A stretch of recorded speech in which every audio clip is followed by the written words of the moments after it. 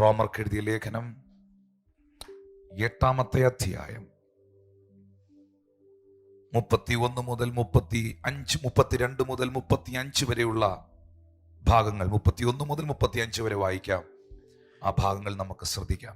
ഇത് സംബന്ധിച്ച് നാം എന്തു പറയണ്ടു? ദൈവം നമുക്ക് അനുകൂലം എങ്കിൽ നമുക്ക് പ്രതികൂലം ആർ? സ്വന്തം പുത്രനെ ആദരിക്കാതെ നമുക്ക് എല്ലാവർക്കും വേണ്ടി ഏൽപ്പിച്ചു തന്നവൻ അവനോടുകൂടെ സകലവും നമുക്ക് നൽകാതിരിക്കുമോ? ദൈവം തിരഞ്ഞെടുത്തവരെ ആർ കുറ്റം ചുമത്തും? നീതീകരിക്കുന്നവൻ ദൈവം, ശിക്ഷ വിധിക്കുന്നവൻ ആർ? ക്രിസ്തുയേശു മരിച്ചവൻ, മരിച്ചിട്ട് ഉയർത്തെഴുന്നേറ്റവൻ തന്നെ. അവൻ ദൈവത്തിൻ്റെ വലത്ത് ഭാഗത്തിരിക്കുകയും നമുക്ക് വേണ്ടി പക്ഷപാതം കഴിക്കുകയും ചെയ്യുന്നു. ക്രിസ്തുവിൻ്റെ സ്നേഹത്തിൽ നിന്ന് നമ്മെ വേർപിരിക്കുന്നത് ആർ? കഷ്ടതയോ, സങ്കടമോ, ഉപദ്രവമോ, പട്ടിണിയോ, നഗ്നതയോ, ആപത്തോ, വാളോ? അപ്പോസ്തലനായ പൗലോസ് ശ്ലീഹ റോമാ സഭയ്ക്ക് എഴുതിയ ലേഖനം 8-ാം അധ്യായത്തിന്റെ 31 മുതൽ 35 വരെയുള്ള വേദഭാഗങ്ങളിൽ ഈ 5 വാക്യങ്ങൾക്കകത്ത് വളരെ ആഴമേറിയ ഒരു വെളിപ്പാടിന്റെ കലവറ തന്നെ മറഞ്ഞിരിക്കുന്നു. ദൈവത്തിന്റെ മാറ്റമില്ലാത്ത വചനം ശ്രദ്ധയോടെ കേൾക്കുന്ന, ആ വചനത്തിലൂടെ ആത്മാവിൽ ബലപ്പെടുവാൻ പ്രാർത്ഥിക്കുന്ന, ദൈവമേ ഇന്ന് എന്നോടൊന്ന് സംസാരിക്കണമേ എന്ന് പ്രാർത്ഥിക്കുന്ന പ്രിയ ദൈവജനത്തോട് ഈ ഭാഗങ്ങളിൽ നിന്നും പരിശുദ്ധ ആത്മാവ് നിങ്ങളോട് സംസാരിക്കുവാൻ ആഗ്രഹിക്കുന്നു. എന്നോട് സംസാരിച്ച കർത്താവ് നിങ്ങളോടും സംസാരിക്കട്ടെ. കർത്താവ് എന്നെ അറിയിച്ചതിനേക്കാൾ അധികമായി ഇന്ന് പകലിൽ ഇത് പ്രസംഗിച്ചുകൊണ്ടിരിക്കുമ്പോൾ ഞാൻ പ്രാർത്ഥിക്കുന്നു, ഇരുവാഴ്ചലയുള്ള ഏത് വാളിനേക്കാളും മൂർച്ചയേറിയ ദൈവവചനം എന്നെയും ക്രമപ്പെടുത്തട്ടെ, എന്നോടും സംസാരിക്കട്ടെ. നമുക്കൊരുമിച്ച് പഠിക്കാം, ഒരുമിച്ച് പ്രാർത്ഥിക്കാം, നമുക്കൊരുമിച്ച് പ്രാപിക്കാം, നമുക്കൊരുമിച്ച് നമ്മുടെ നല്ല കർത്താവിനെ ഉയർത്താം. നാം ഒന്നിച്ച് അവൻ്റെ നാമത്തെ ഉയർത്തുവിൻ. ഇതിന്റെ 31-ാമത്തെ വാക്യത്തിനകത്ത് പൗലോസ് പറയുന്നു, ഇത് സംബന്ധിച്ച് നാം എന്ത് പറയേണ്ടു? ദൈവം നമുക്ക് അനുകൂലം എങ്കിൽ നമുക്ക് പ്രതികൂലം ആര്? രണ്ടാമതായി പൗലോസ് ചോദിക്കുന്നു, സ്വന്തം പുത്രനെ ആദരിക്കാതെ നമുക്കെല്ലാവർക്കും വേണ്ടി ഏൽപ്പിച്ചു തന്നവൻ അവനോടുകൂടെ സകലവും നൽകാതെ ഇരിക്കുമോ? മൂന്നാമതായി ചോദിക്കുന്നു, ദൈവം തിരഞ്ഞെടുത്തവരെ ആര് കുറ്റം ചുമത്തും? നാലാമതായി പൗലോസ് ചോദിക്കുന്നു, നീതീകരിക്കുന്നവൻ ദൈവമാണെങ്കിൽ ശിക്ഷ വിധിക്കുന്നവൻ ആരാണ്? അഞ്ചാമതായി അപ്പോസ്തലനായ പൗലോസ് ശ്ലീഹ ചോദിക്കുകയാണ്, ക്രിസ്തുവിന്റെ സ്നേഹത്തിൽ നിന്ന് നമ്മെ വേർപിരിക്കുന്നത് ആര്? കഷ്ടതയോ, സങ്കടമോ, ഉപദ്രവമോ? നമുക്ക് ചേർത്ത് പറയാം, COVID-19, പട്ടിണിയോ, നഗ്നതയോ, ആപത്തോ, വാളോ? കർത്താവിന്റെ സ്നേഹത്തിൽ നിന്ന് നമ്മെ വേർപിരിക്കുവാൻ ആർക്കു കഴിയും? 5 പ്രധാനപ്പെട്ട ചോദ്യങ്ങൾ ദൈവത്തിന്റെ സഭയോട് പൗലോസ് ചോദിക്കുമ്പോൾ തന്നെ, പലപ്പോഴും ചോദ്യങ്ങൾ ചോദിച്ചാൽ ചോദ്യങ്ങൾ മാത്രമേ അവിടെ കാണുകയുള്ളൂ. പക്ഷെ ഈ ചോദ്യങ്ങൾ, പൗലോസ് ചോദിച്ചിരിക്കുന്ന ഈ ചോദ്യങ്ങൾക്കകത്ത് അവിടെ തന്നെ ഒന്ന് ശ്രദ്ധിച്ചു വായിച്ചാൽ മറഞ്ഞിരിക്കുന്ന ഉത്തരങ്ങളുമുണ്ട്. അതാണ് തിരുവെഴുത്തിന്റെ ഏറ്റവും വലിയ പ്രാധാന്യത. ഇത് കുറെ ചോദ്യങ്ങൾ കൊണ്ട് നിറഞ്ഞിരിക്കുന്ന ഒരു പുസ്തകമല്ല. ഇതിനകത്ത് ഉത്തരങ്ങളാണ് കൂടുതലും, മറുപടികൾ കൊണ്ട് നിറഞ്ഞിരിക്കുന്ന പുസ്തകമാണ് ദൈവത്തിന്റെ മാറ്റമില്ലാത്ത വചനം. ഹല്ലേലൂയ. എന്നാൽ നിങ്ങൾ വേദപുസ്തകം, പ്രിന്റഡ് ബൈബിൾ വായിക്കുന്ന ഒരു വ്യക്തിയാണെങ്കിൽ, വിശുദ്ധ ബൈബിൾ ഇപ്പോൾ ഈ സഭായോഗത്തിൽ, ഈ ആരാധനയുടെ നടുവിൽ, ഈ ഓൺലൈൻ സർവീസിൽ നിങ്ങളുടെ പക്കൽ ഉണ്ടെങ്കിൽ, നിങ്ങൾക്ക് അതിലേക്ക് നോക്കിയാൽ ഈ ചോദ്യചിഹ്നങ്ങൾ അവിടെ നിങ്ങൾക്ക് കാണാം. ക്വസ്റ്റ്യൻ മാർക്കുകൾ ഓരോ വാക്കുകൾ കഴിയുമ്പോഴും നിങ്ങൾക്ക് കാണാം. 5 ചോദ്യങ്ങൾ പൗലോസ് നിങ്ങളോട് ചോദിക്കുന്നു, എന്നോട് ചോദിക്കുന്നു, സഭയോട് ചോദിക്കുന്നു, വിശ്വാസികളോട് ചോദിക്കുന്നു. ഒന്നാമത്തെ ചോദ്യം ഇതാണ്, ദൈവം നമുക്ക് അനുകൂലമെങ്കിൽ പ്രതികൂലം ആര് എന്നുള്ള ചോദ്യമാണ്. ദൈവത്തിൻ്റെ അനുകൂലത, ദൈവികമായ അനുകൂലത എന്നുള്ള വിഷയത്തിൽ ഈ അനുകൂലത എന്ന വാക്ക് നമ്മൾ തിരിച്ചിട്ടാൽ പ്രതികൂലം എന്നായിരിക്കും. പ്രതികൂലത്തിൻ്റെ ഓപ്പോസിറ്റാണ് അനുകൂലം. അപ്പൊ ഈ പ്രതികൂലത്തിൻ്റെ നടുവിൽ നാം അറിയേണ്ട, നമ്മൾ പറയുന്ന എല്ലാം പ്രതികൂലമാണല്ലോ, എല്ലാം പ്രതിസന്ധിയാണല്ലോ. ഈ പ്രതിസന്ധിയുടെയും പ്രതികൂലത്തിൻ്റെയും നടുവിൽ ഇതാ വചനം നിങ്ങളോട് പറയുന്നു, ദൈവം നിങ്ങൾക്ക് അനുകൂലമാണ്.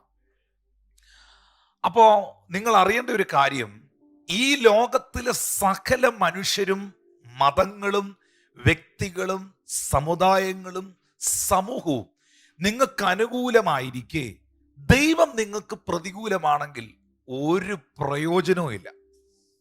എന്നാൽ സമുദായവും സമൂഹവും മനുഷ്യനും രാജ്യവും സകലവും നിങ്ങൾക്ക് പ്രതികൂലമാണെങ്കിലും ദൈവം നിങ്ങൾക്ക് അനുകൂലമാണെങ്കിൽ നിങ്ങൾ വിജയിച്ചിരിക്കും. ആ ചരിത്രമാണ് ഈ തിരുവെഴുത്തിനകത്ത് ഉടനീളം ഓരോ രാജാക്കന്മാരിലും, ദൈവത്തിൽ ആശ്രയിച്ച ഓരോ ഭക്തന്മാരിലും, ഓരോ വിശുദ്ധന്മാരിലും വ്യക്തതയോടെ നാം ശ്രദ്ധിക്കപ്പെടുന്നത്. അങ്ങനെയാണെങ്കിൽ ഇന്നത്തെ ഈ ആരാധനയിൽ, ഈ ഓൺലൈൻ സർവീസിൽ നിങ്ങൾ ഇത് കണ്ടുകൊണ്ടിരിക്കുമ്പോൾ നിങ്ങളുടെ ഹൃദയത്തിനകത്ത് ആഴമേറിയ ഒരു ചിന്ത ഭരിക്കണം. സാഹചര്യങ്ങൾ എനിക്ക് പ്രതികൂലമാണെങ്കിലും, അനുഭവങ്ങൾ എനിക്ക് പ്രതികൂലമാണെങ്കിലും, സാമ്പത്തിക മേഖലകൾ, പുറത്തേക്ക് പോലും ഇറങ്ങുവാൻ കഴിയാത്ത സാഹചര്യങ്ങൾ, എൻ്റെ ജീവിതത്തിൽ വെളിപ്പെടേണ്ട നന്മയുടെ ഒഴുക്ക്, അതിൻ്റെ വഴികൾ അടയപ്പെട്ടിരിക്കുന്ന സാഹചര്യങ്ങൾ, ഇതൊക്കെ എൻ്റെ ദൃഷ്ടിയാൽ ഞാൻ കാണുന്നത് പലതും എനിക്ക് പ്രതികൂലമായി നിൽക്കുന്നു എങ്കിലും എനിക്ക് കാണുവാൻ കഴിയാത്തൊരു മേഖലയിൽ എനിക്ക് അനുകൂലമായി നിൽക്കുന്ന ദൈവത്തെ എനിക്ക് കാണുവാൻ കഴിഞ്ഞാൽ ആ ജീവിതം തെല്ലും നിരാശയില്ലാത്തതായിരിക്കും. ഹല്ലേലൂയ. പലപ്പോഴും നാം നിരാശപ്പെട്ടു പോകുന്നതിൻ്റെ കാരണം, നമ്മുടെ മനസ്സ് ഇടിഞ്ഞു പോകുന്നതിൻ്റെ കാരണം, നമുക്ക് വേണ്ടി പ്രവർത്തിക്കുന്ന തൻ്റെ ജനത്തിന് എല്ലാ കാലത്തും ഏതു സാഹചര്യത്തിലും ഏത് മഹാവ്യാധികളുടെയും പ്രതിസന്ധികളുടെയും തകർച്ചകളുടെയും നഷ്ടങ്ങളുടെയും നടുവിലും അനുകൂലമായി നിൽക്കുന്ന ദൈവമുഖം കാണുവാൻ കഴിയാതെ പോകുന്നതാണ് പല നിരാശയുടെയും പിന്നിലെ കാരണങ്ങൾ. എന്നെ കേൾക്കുന്ന വാത്സല്യ ദൈവത്തിന്റെ ജനമേ, എന്താണ് ഈ അനുകൂലത എന്ന് പറഞ്ഞാൽ? ദൈവത്തിന്റെ ഫേവർ എന്നൊരു പദം, ഫേവർ ഓഫ് ഗോഡ് എന്ന് നമ്മൾ കേൾക്കാറുണ്ട്. ആ മനുഷ്യന്റെ മേളിൽ ഭയങ്കരമായ ഒരു ഫേവർ ഉണ്ട്. ഈ ഫേവർ എന്ന വാക്കിന്റെ യഥാർത്ഥ അർത്ഥം എന്ന് പറയുന്നത് അനുകൂലത എന്നാണ്. അനുകൂലത. വിശുദ്ധ ബൈബിളിൽ പഠിക്കുന്ന സമയത്ത്, തിരുവെഴുത്തുകൾ വായിക്കുമ്പോൾ ഈ ദൈവത്തിന്റെ ഫേവർ, ഈ ദൈവത്തിന്റെ അനുകൂലത ഒരു പ്രത്യേക സീസൺ ആണോ? ഞാൻ ഉറപ്പായിട്ടും വിശ്വസിക്കുന്ന ഒരു കാര്യമുണ്ട്.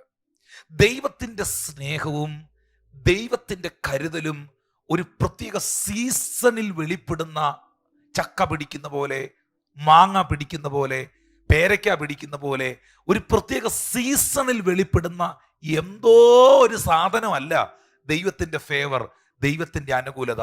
അത് ഈ ഭൂമിയിൽ നിന്റെ ജീവിതത്തിൽ നിന്റെ അവസാന ശ്വാസം വരെയും 24 മണിക്കൂറും 365 ദിവസവും ഓരോ മിനിറ്റിലും ഓരോ സെക്കൻഡിലും നീ അനുഭവിക്കുന്ന യാഥാർത്ഥ്യമാണ് ദൈവത്തിന്റെ അനുകൂലത. ഹല്ലേലൂയ. അതുകൊണ്ടാണ് 30-ാമത്തെ സങ്കീർത്തനം 5-ാം വാക്യത്തിൽ സങ്കീർത്തനക്കാരൻ പറയുന്നത്, അവന്റെ പ്രസാദമോ ജീവപര്യന്തം ഉള്ളത്. അവന്റെ കോപം ക്ഷണനേരത്തേക്കേ ഉള്ളൂ, അവന്റെ പ്രസാദമോ ജീവപര്യന്തമുള്ളത്. അവിടെ ഇംഗ്ലീഷ് ട്രാൻസ്ലേഷനിൽ for his anger endured but a moment, that's a moment. ആ കോപം ഒരു മൊമെന്റ് ആണ്. But in his favour is life. ദൈവത്തിന്റെ ഫേവർ എന്ന് പറയുന്നത് ഒരു മണിക്കൂറിൽ ഉണ്ടാകുന്ന ഒരു അനുഭവമല്ല, അതൊരു ലൈഫാണ്, അതൊരു ജീവിതമാണ്, അതൊരു മനുഷ്യായുസ്സ് മുഴുവൻ അനുഭവിക്കുന്നതായ ഒരു യാഥാർത്ഥ്യമാണ്, ഒരു സത്യമാണ്. ഈ വലിയ പ്രതികൂലങ്ങളുടെയും പ്രതിസന്ധികളുടെയും നിങ്ങളെ നിരാശപ്പെടുത്തുവാൻ ശത്രു അഴിച്ചുവിടുന്ന സാഹചര്യങ്ങളുടെ നടുവിലും നിങ്ങൾക്ക് എത്ര പേർക്ക് പറയാൻ കഴിയും, എൻ്റെ കർത്താവിൻ്റെ അനുകൂലത ഈ പ്രതിസന്ധിയുടെ നടുവിലും ഓരോ മിനിറ്റിലും ഓരോ സെക്കൻഡിലും ഞാൻ അനുഭവിക്കുന്നു എന്ന്? അത് അനുഭവിക്കുന്നവർക്കായി ഞാൻ ദൈവത്തിന് നന്ദിയോടെ സ്തോത്രം ചെയ്യുന്നു. കരുതരുത്, ചിന്തിക്കരുത് അത് നമ്മുടെ മിടുക്ക് കൊണ്ടാണ്, നമ്മുടെ കഴിവ് കൊണ്ടാണ്, നമ്മളെന്തോ വലിയ സംഭവമായതുകൊണ്ടാണ് അങ്ങനെ സാധ്യമായത്. ഒരിക്കലുമല്ല. നമ്മളൊരു സംഭവമല്ല, നമ്മളേതോ മിടുക്കന്മാരൊന്നുമല്ല. കാരണം നമ്മളെക്കാൾ മിടുക്കന്മാർ, നമ്മളെക്കാൾ കഴിവുള്ളവർ, നമ്മളെക്കാൾ ധനാഠ്യന്മാർ, പണമുള്ളവർ, പ്രതാപമുള്ളവർ, വലിയ വലിയ വലിയ വലിയ കുത്തക മുതലാളിമാർ, ബിസിനസ്സുകാർ, അമ്പേ പരാജയപ്പെട്ടു പോയ ഒരു കുപ്പി വിഷത്തിലും ഒരു തുണ്ട് കയറിലും സ്തോത്രം ബിൽഡിങ്ങിന്റെ മുകളിൽ നിന്നൊക്കെ ചാടി മരിച്ച ഒരു കാലഘട്ടത്തിൽ ഞാനും നിങ്ങളും ജീവിക്കുമ്പോൾ ഒന്നുമില്ലായ്മയുടെ നടുവിലും നീ അനുഭവിക്കുന്ന ഒരു സമാധാനമില്ലേ? അതാണ് ദൈവത്തിന്റെ അനുകൂലത. പ്രതിസന്ധിയുടെ നടുവിലും 4 വഴിക്കും നോക്കിയാലും ആശ്വസിക്കുവാൻ ഒരു വാർത്തയും കാണാതിരിക്കുമ്പോൾ അതിൻ്റെ നടുവിലും നീയും നിന്റെ കുഞ്ഞുങ്ങളും നിന്റെ ഭവനവും സ്വസ്ഥതയോടെ പ്രതിസന്ധിയുടെ നടുവിലും ക്ഷേമത്തോടെ ജീവിക്കുന്നില്ലേ? അവിടെയാണ് മറഞ്ഞിരിക്കുന്നതും വെളിപ്പെട്ടു നിൽക്കുന്നതുമായ ദൈവത്തിന്റെ കരുതൽ, ദൈവത്തിന്റെ അനുകൂലത. അതുകൊണ്ട് തിരുവെഴുത്ത് പറയുന്നു, അവന്റെ കോപം ക്ഷണനേരത്തേക്കേ ഉള്ളൂ, അവന്റെ പ്രസാദമോ ജീവപര്യന്തമുള്ളത്. ആ ആങ്കർ എന്ന് പറയുന്നത് ഒരു മൊമെന്റ് ആണ്, പക്ഷേ അവന്റെ ഫേവർ എന്ന് പറയുന്നത് ഒരു ലൈഫാണ്. ഹല്ലേലൂയ.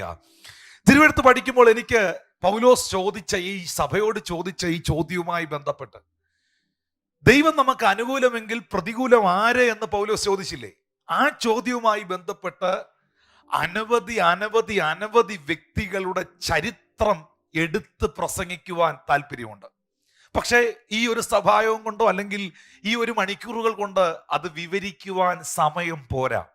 ഞാൻ 1-2 സംഭവങ്ങൾ മാത്രം ഈ ഭാഗവുമായി ബന്ധപ്പെട്ട് ഒന്ന് പറയാൻ ആഗ്രഹിക്കുകയാണ്. ഭൂമിയിൽ ദൈവം മനുഷ്യനെ സൃഷ്ടിക്കുമ്പോൾ ആണും പെണ്ണുമായി സൃഷ്ടിച്ചു എന്ന് എഴുതിയിരിക്കുന്നത് പോലെ ഞാൻ ഒരു സഹോദരിയെ നിങ്ങളുടെ മുമ്പിലേക്ക് കൊണ്ടുവരികയാണ്. ദൈവത്തിന്റെ അനുകൂലത അനുഭവിച്ച ഒരു സഹോദരി. ആ സഹോദരിയുടെ പേര് എസ്തേർ എന്നാണ്. അഹശ്വേരോശ് രാജാവിന്റെ ഭരണകാലത്ത് മൊർദെഖായി എന്ന് പറയുന്ന മനുഷ്യൻ, ഒരു യഹൂദൻ, തന്റെ ചിറ്റപ്പന്റെ മകളായ എസ്തേർ എന്ന യുവതിയെ എടുത്തു വളർത്തി. എസ്തേറിന്റെ മാതാപിതാക്കൾ മരിച്ചുപോയിരുന്നു. മാതാപിതാക്കൾ ഇല്ലാതെ, അപ്പനും അമ്മയും ഇല്ലാതെ, അനാഥത്വത്തിന്റെ അനുഭവത്തിൽ വളർന്നു വന്ന ഈ പെൺകൊച്ചിന് ആശ്വാസവും സഹായവുമായിരുന്നത് മൊർദെഖായി എന്ന ആ മനുഷ്യൻ മാത്രമായിരുന്നു.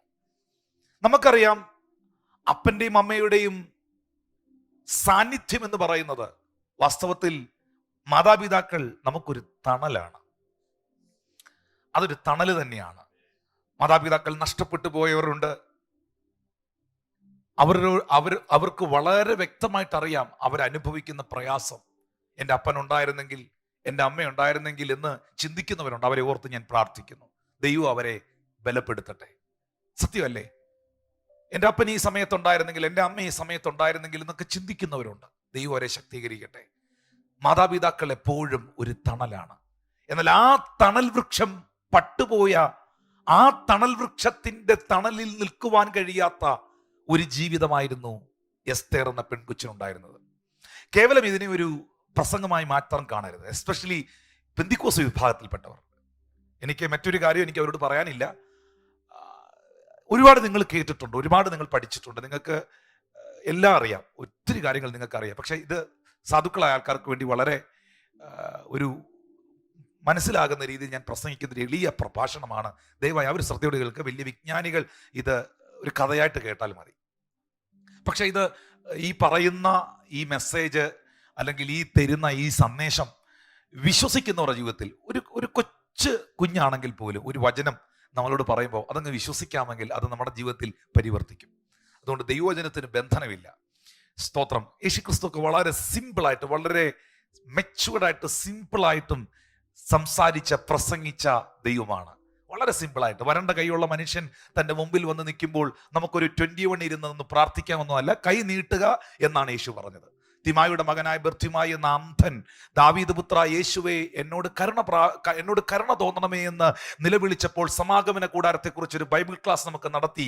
നമുക്ക് ഇതിനകത്തൊരു ക്രമീകരണം ചെയ്യാമെന്നല്ല പറഞ്ഞത്, കാഴ്ച പ്രാപിക്കുക, അത്രയേ ഉള്ളൂ. അപ്പോൾ കർത്താവിൻ്റെ ശുശ്രൂഷയും കർത്താവിൻ്റെ വാക്കും കർത്താവിൻ്റെ മിനിസ്ട്രിയൊക്കെ വളരെ സിമ്പിളായിരുന്നു. ദൈവമക്കളും അങ്ങനെ ആകണമേ എന്ന ഒരു അഭ്യർത്ഥന ഇതിൻ്റെ കൂട്ടത്തിൽ എന്ന് പറയുകയാണ്. Praise God, hallelujah. ശ്രദ്ധിക്കാം, ഈ എസ്തേർ എന്ന് പറയുന്ന പെൺകുഞ്ഞിന്, ഈ മകൾക്ക് പേരൻസ് ഇല്ലാത്തത് കൊണ്ട് അതിൻ്റെ എല്ലാ പ്രയാസവും അവളുടെ ജീവിതത്തിൽ ഉണ്ടായി കാണും. എല്ലാ പരിമിതികളും എസ്തേറിനുണ്ടായി കാണും. പക്ഷേ അപ്പനും അമ്മയും അവൾക്ക് നഷ്ടപ്പെട്ടു പോയിരുന്നെങ്കിലും ഒരു മൊർദെഖായി എന്ന് പറയുന്ന മനുഷ്യനാണ് അവളെ എടുത്തു വളർത്തിയതെങ്കിലും, ആരോരുമില്ലാത്തൊരു സാഹചര്യം മാനസികമായി അവളുടെ ഉള്ളത്തിൽ ഉണ്ടായിരുന്നെങ്കിലും, വിശുദ്ധ ബൈബിൾ വ്യക്തമാക്കുന്നൊരു സത്യമുണ്ട്. ഈ പെൺകുട്ടിയുടെ മുകളിൽ ദൈവത്തിൻ്റെ ഒരു അനുകൂലത ഉണ്ടായിരുന്നു, ദൈവത്തിൻ്റെ ഒരു ഫേവർ ഉണ്ടായിരുന്നു. ഹല്ലേലൂയ. നമുക്കൊന്ന് നോക്കാം കർത്താവിൻ്റെ ദാസനെ, ഓരോ 2-3 വാക്യങ്ങൾ അതിനുവേണ്ടി ഒന്ന് വായിക്കാം. എസ്തേറിന്റെ പുസ്തകം 2-ാം അധ്യായം 15, 16, 17 വാക്യങ്ങൾ. എസ്തേറിന്റെ പുസ്തകം 2-ാം അധ്യായം 15, 16, 17 വാക്യങ്ങൾ. എന്നാൽ മൊർദെഖായി തനിക്ക് മകളായി എടുത്തിരുന്ന അവന്റെ ചിറ്റപ്പൻ അബീഹേലിന്റെ മകളായ എസ്തേറിന് രാജസന്നിധിയിൽ ചെല്ലുവാൻ മുറ വന്നപ്പോൾ അവൾ രാജാവിന്റെ ഷണ്ണനും അന്തപുര പാലകനുമായ ഹേഗായി പറഞ്ഞത് മാത്രമല്ലാതെ ഒന്നും ചോദിച്ചില്ല. എന്നാൽ എസ്തേറിനെ കണ്ട എല്ലാവർക്കും അവളോട് പ്രീതി തോന്നും. അപ്പം ആ ഭാഗം ഒന്ന് നിങ്ങളൊന്ന് ശ്രദ്ധിക്കണം. ദൈവത്തിന്റെ അനുകൂലത എന്താന്ന് പറയാം. അപ്പനില്ല അവൾക്ക്, അമ്മ മരിച്ചുപോയി, അപ്പൻ മരിച്ചുപോയി, ഒറ്റപ്പെടലുകളുടെ നടുവിലാണ്, സഹോദരങ്ങൾ ഒന്നും അവൾക്കില്ല, ആരോരുമില്ല, എടുത്തു വളർത്തപ്പെട്ടവളാണ്. ആ സാഹചര്യത്തിൽ അവളുടെ മുകളിൽ നിന്ന് ദൈവത്തിന്റെ അനുകൂലത എന്തായിരുന്നെന്ന് അറിയാമോ?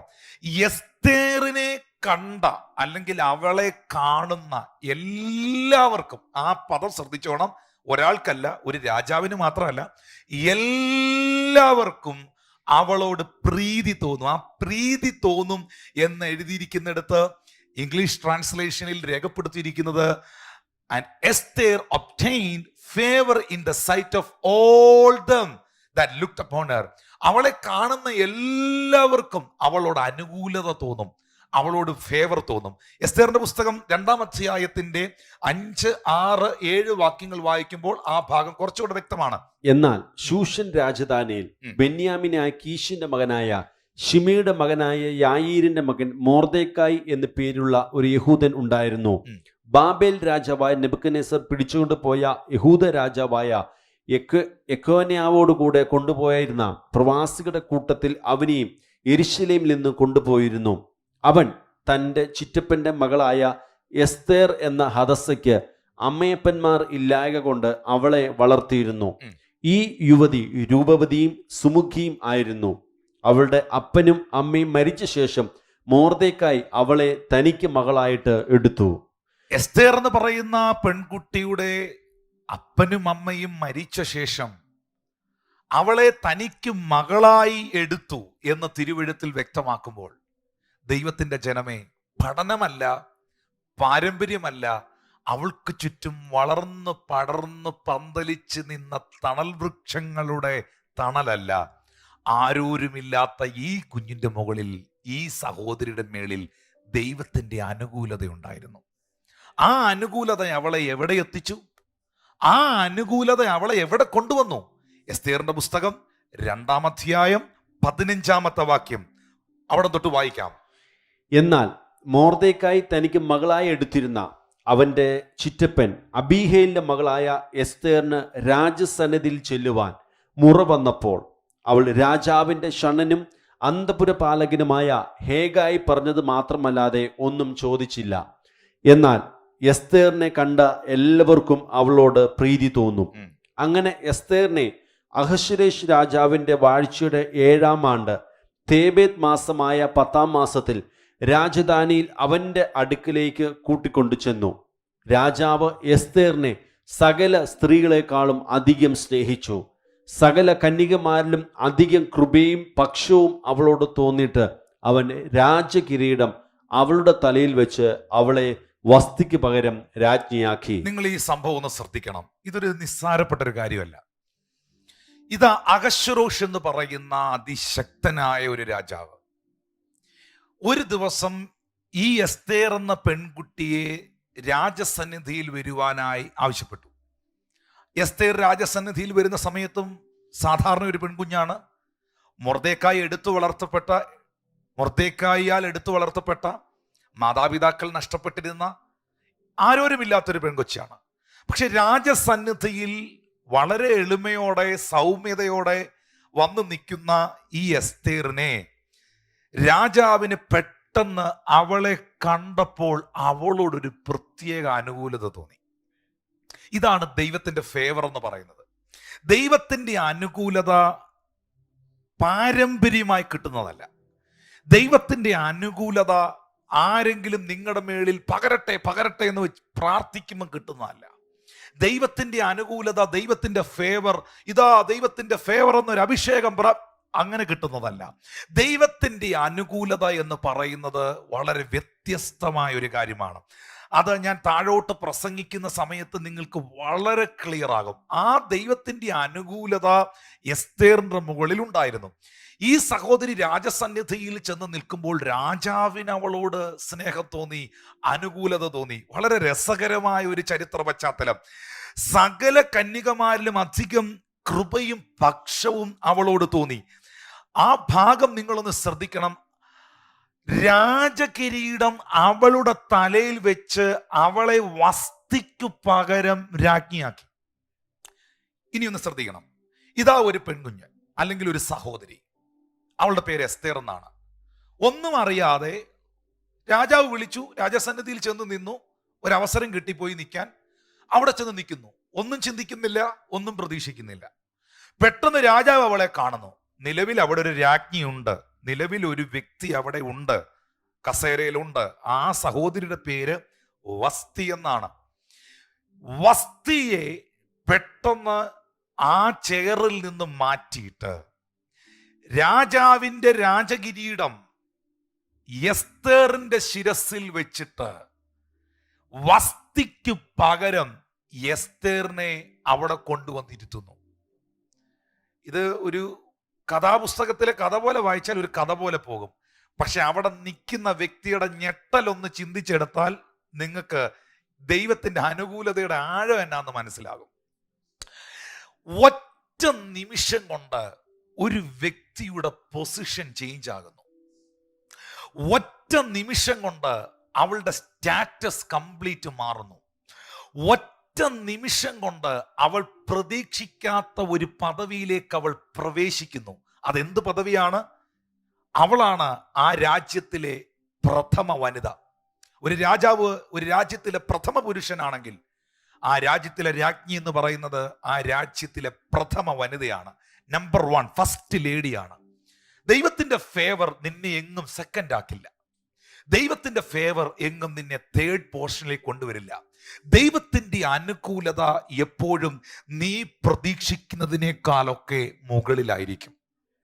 അങ്ങനെയാണെങ്കിൽ ഇന്ന് ഈ സന്ദേശം നിങ്ങൾ കേൾക്കുമ്പോൾ ഒരു അനാഥ പെൺകൊച്ചിനെ, ആരോരുമില്ലാത്ത ഒരു സഹോദരിയെ, ഒരു മൊർദെഖായി എടുത്തു വളർത്തിയ ഒരു സഹോദരിയെ, ജീവിതത്തിന്റെ കൈപ്പേറിയ പ്രതിസന്ധിയുടെ പ്രതികൂലത്തിന്റെ നടുവിലൂടെ കടന്നുപോയ ആ സഹോദരിയെ താൻ പ്രതീക്ഷിക്കാത്തൊരു സമയത്ത് തൻ്റെ മനസ്സിൽ, നമ്മൾ പറയത്തില്ലേ സ്വപ്നത്തിൽ പോലും കണ്ടതല്ല ബ്രദർ പറയുന്നത്, സ്വപ്നത്തിൽ പോലും കണ്ടിട്ടില്ലാത്ത ചിന്തിച്ചിട്ടില്ലാത്ത ഒരു പദവിയിൽ, ഒരു പോസ്റ്റിൽ ദൈവത്തിന് പൊസിഷൻ ചെയ്യാൻ കഴിയുമെങ്കിൽ ഇന്ന് വിശ്വസിക്കാൻ കഴിയുമോ?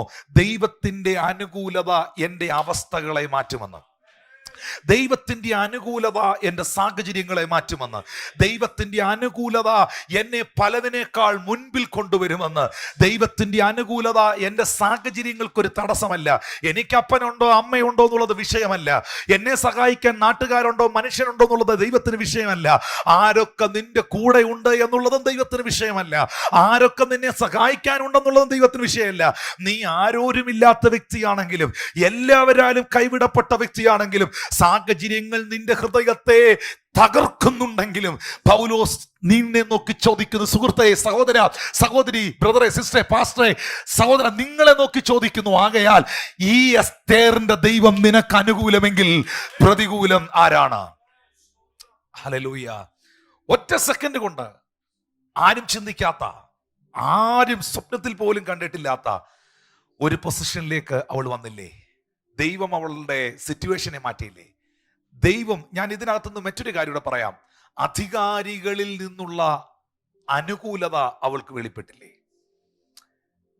ഈ കാര്യത്തിൽ നിന്ന്, ഈ സംഭവത്തിൽ നിന്ന് നമുക്കിന്ന് പകൽ വിശ്വസിക്കാം, എൻ്റെ ദൈവത്തിന് എന്നെ മാനിക്കാൻ, എൻ്റെ ദൈവത്തിന് എന്നെ അനുഗ്രഹിക്കാൻ, എൻ്റെ ദൈവത്തിന് എൻ്റെ പ്രസന്റ് സിറ്റുവേഷൻസിനെ ചേഞ്ച് ചെയ്യാൻ, എൻ്റെ ഭവന സാഹചര്യങ്ങളോ എൻ്റെ പാരമ്പര്യമോ എൻ്റെ പഠിത്തമോ എൻ്റെ കഴിവോ ഇപ്പോൾ ഈ കാണുന്ന മഹാമാരികളോ പ്രതിസന്ധികളോ ഒന്നും ദൈവത്തിനൊരു തടസ്സമല്ല. ഹല്ലേലൂയ. പക്ഷെ നിങ്ങൾക്കത് വിശ്വസിക്കാൻ കഴിയണം. ദൈവത്തിൻ്റെ അനുകൂലത ഒരു വ്യക്തിയുടെ മേലുണ്ടെങ്കിൽ, ദൈവത്തിൻ്റെ ഫേവർ ഒരു വ്യക്തിയുടെ മേലുണ്ടെങ്കിൽ, ആ വ്യക്തിയെ ദൈവം എത്തിക്കുന്നത് മറ്റുള്ളവർക്ക് ചിന്തിക്കുവാൻ പോലും കഴിയാത്ത ഒരു മേഖലയിലായിരിക്കും. ഞാൻ അങ്ങനെ മറ്റൊരു ദൈവദാസനെ, ഒരു സഹോദരനെ, ഒരു പുരുഷനെ, ഒരു വിശുദ്ധനായ ഒരു അഭിഷിക്തനെ ഞാൻ കാണിക്കാം. അദ്ദേഹത്തിന്റെ പേര് ജോസഫ് എന്നാണ്.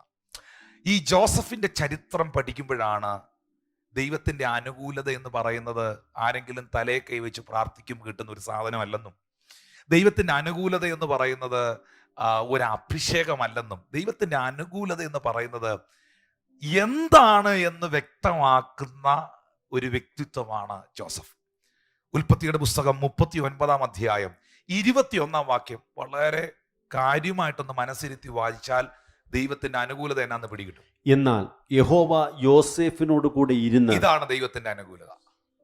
യഹോവ ജോസഫിനോട് കൂടെ ഇരുന്നു. അപ്പൊ ആരുടെ മേളിലാണ് ദൈവത്തിന്റെ ഫേവർ ഉള്ളത്? ദൈവം കൂടുള്ളവന്റെ. Very simple. ഞാനതാ പറഞ്ഞത്, ഇത് ആരെങ്കിലും തലയെ കൈവച്ച് പ്രാർത്ഥിക്കുന്നതോ ഒന്നുമല്ല. ദൈവം ആരുടെ കൂടെ ഉണ്ടോ ആ വ്യക്തിയുടെ കൂടെ ദൈവത്തിന്റെ അനുകൂലതയുണ്ട്. ദൈവം ആരുടെ കൂടെ ഉണ്ടോ ആ വ്യക്തിയിൽ ദൈവത്തിന്റെ ഫേവർ ഉണ്ട്. അങ്ങനെയാണെങ്കിൽ ഞാൻ ഉറപ്പായും ഈ ഒരു പ്രത്യേക സാഹചര്യത്തിൽ നിങ്ങളെ നോക്കി പറയുന്നു, മഹാവ്യാധികൾ ഒരു ഭാഗത്ത് അതിശക്തമായി പടർന്നു പിടിക്കുന്നു, മറുഭാഗത്ത് അനവധിയായ വിശ്വാസത്യാഗങ്ങൾ സംഭവിക്കുന്നു, മറ്റൊരു ഭാഗത്ത് നിങ്ങളുടെ ആത്മീക ജീവിതത്തെ, നിങ്ങളുടെ വിശ്വാസ ജീവിതത്തെ ചോദ്യം ചെയ്യുന്നവർ എഴുന്നേൽക്കുന്നു, മറ്റൊരു ഭാഗത്ത് നിങ്ങളുടെ മനസ്സിനെ തളർത്തിക്കളയുന്ന, ഉടച്ചു കളയുന്ന സാഹചര്യങ്ങൾ പിശാചുണ്ടാക്കുന്നു. ഇതിൻ്റെ മധ്യയിൽ നീ സേവിക്കുന്ന, താങ്കൾ വിശ്വസിക്കുന്ന, താങ്കൾ ആരാധിക്കുന്ന, താങ്കൾ അറിഞ്ഞ ഏക സത്യ നിത്യ ദൈവമായ യേശു ക്രിസ്തുവിനെ വിടാതെ അവനെ മുറുകെ പിടിച്ചാൽ, അവന്റെ സാന്നിധ്യത്തിനകത്തു നിന്നാൽ, പ്രാർത്ഥനയോടെ നിന്നാൽ, ഉപവാസത്തോടെ നിന്നാൽ, എൻ്റെ ഭാഷയിൽ പറഞ്ഞാൽ അങ്ങനെ കയറി അള്ളിപ്പിടിച്ച് പറ്റിപ്പിടിച്ച് ചേർന്ന് മുട്ടി ഉരുമി ചേർന്ന് നിന്നാൽ, ഞാൻ ഉറപ്പായി പറയുന്നു, എൻ്റെ കർത്താവ് നിന്നെ ഉയർത്തുന്ന, മാനിക്കുന്ന ഒരു ദിവസം നിന്റെ മുമ്പിൽ വരുന്നു. അതൊരു അൺഎക്സ്പെക്റ്റഡ് ഡേ ആയിരിക്കും. എസ്തേർ ഒരിക്കലും ഇന്ന് ഞാൻ രാജ്ഞിയാകും എന്ന് പ്രതീക്ഷിച്ചല്ല രാജസന്നിധിയിൽ ചെന്ന് നിന്നത്. അവൾ പ്രതീക്ഷിക്കാത്ത ഒരു വലിയ സംഭവമാണ് അവളുടെ ജീവിതത്തിൽ നടന്നത്. ഇതാണ് ദൈവം. നമ്മുടെ ജീവിതത്തിൽ നമ്മൾ പ്രതീക്ഷിച്ച പലതും നടക്കാതിരിക്കുമ്പോൾ, നമ്മൾ പ്രതീക്ഷിച്ചവർ നമ്മളെ കരുതാതിരിക്കുമ്പോൾ, നമ്മൾ പ്രതീക്ഷിച്ചവർ നമ്മുടെ അരികിൽ വരാതിരിക്കുമ്പോൾ, നമ്മൾ പ്രതീക്ഷിക്കാത്ത ഏതെങ്കിലും റൂട്ടുകൾ തെളിയുന്നുണ്ടോ? ആ റൂട്ടിൽ ദൈവമുണ്ട്, ആ റൂട്ടിൽ കർത്താവിന്റെ കരമുണ്ട്, ആ റൂട്ടിൽ ദൈവത്തിന്റെ അനുകൂലതയുണ്ട്. ഇന്ന് ഈ സർവീസ് കാണുന്ന എൻ്റെ മാന്യ സഹോദരങ്ങളോട്, ദൈവജനത്തോട് പരിശുദ്ധാത്മാവിൽ ഞാൻ പറയുന്നു, നിങ്ങൾ പ്രതീക്ഷിച്ചത് പലതും നടന്നില്ല, നിങ്ങൾ പ്രതീക്ഷിച്ചത് പലതും സംഭവിച്ചില്ല. എന്നാൽ ദൈവത്തിന്റെ അനുകൂലത, ദൈവം നിങ്ങളുടെ കൂടെ ഉണ്ടെങ്കിൽ നീ എക്സ്പെക്ട് ചെയ്യാത്ത വഴികൾ ദൈവം നിനക്ക് വേണ്ടി ഒരുക്കും. ഏലിയാവിന്റെ കാലഘട്ടത്തിൽ ഏലിയാവ് എന്ന് പറയുന്ന പുരുഷനോടുകൂടെ 50ഓളം ശിഷ്യന്മാരുണ്ടായിരുന്നു. ഏലീശ ഉൾപ്പെടെ 50ഓളം ശിഷ്യന്മാരുണ്ടായിരുന്നു. പക്ഷെ കെരീത്ത് തോട്ടിന്റെ ഏകാന്തതയിൽ, സ്തോത്രം, ചൂരച്ചെടിയുടെ ചുവട്ടിലും കെരീത്ത് തോട്ടിന്റെ ഏകാന്തതയിലും ഏലിയാവ് കടന്നു വന്നിരിക്കുന്ന സാഹചര്യത്തിൽ അതിലെ ഒരു പ്രവാചകന്മാരുമല്ല കിറ്റുമായിട്ട്, അപ്പവുമായിട്ട്, ബ്രെഡുമായിട്ട്, ഇറച്ചിയുമായിട്ട് തന്റെ ശിഷ്യന്മാരാരുമല്ല വന്നത്. തന്റെ ആയുസിൽ പ്രതീക്ഷിക്കാത്ത ഒരു പക്ഷിയാണ്, ഒരു കാക്കയാണ് അപ്പവും ഇറച്ചിയുമായി വന്നത്. അതെ, ദൈവത്തിന്റെ അനുകൂലത, ദൈവത്തിന്റെ ഫേവർ, ദൈവത്തിന്റെ വഴികൾ എന്ന് പറയുന്നത് എന്റെ വിചാരങ്ങളെക്കാൾ വലുതാണ്, എന്റെ വഴികളെക്കാൾ വലുതാണ്. ആകാശം ഭൂമിക്ക് മീതെ ഉയർന്നിരിക്കുന്നത് പോലെ എന്നെ കുറിച്ചുള്ള ദൈവത്തിന്റെ വിചാരങ്ങൾ വലുതാണ് എന്ന് വിശ്വസിക്കുന്ന ദൈവമക്കൾക്കായി ഞാൻ കർത്താവിന് നന്ദിയോടെ സ്തോത്രം ചെയ്യുന്നു. Hallelujah. The Lord was with Joseph. യഹോവ യോസഫിനോട് കൂടെ ഉണ്ടായിരുന്നു. ലോകം അവനെ തോൽപ്പിക്കാൻ ശ്രമിച്ചു, സഹോദരങ്ങൾ അവനെ പരാജയപ്പെടുത്താൻ ശ്രമിച്ചു, രാജ്യത്തിന്റെ ഭരണാധികാരിയുടെ ഭാര്യ, പ്രഥമ വനിത അവനെ തകർക്കാൻ ശ്രമിച്ചു. പക്ഷേ the Lord was with Joseph. യഹോവ ജോസഫിന്റെ കൂടെ ഉണ്ടായിരുന്നു. മക്കളെ, എൻ്റെ സഹോദര, എൻ്റെ സഹോദരി, എൻ്റെ വാത്സല്യ മാതാപിതാക്കളെ, ഈ ലോകം മുഴുവൻ നിങ്ങൾക്ക് പ്രതികൂലമാണെങ്കിലും, അയ്യോ നിങ്ങൾ അങ്ങ് തകർന്ന് താന്ന് ഇട്ടിഞ്ഞ് താഴോട്ട് പോകുന്ന പോലെ നിങ്ങൾക്ക് തോന്നിയാലും ദൈവം നിങ്ങളുടെ കൂടെയുണ്ടോ? നിങ്ങളുടെ ആശ്രയം കർത്താവിലാണോ?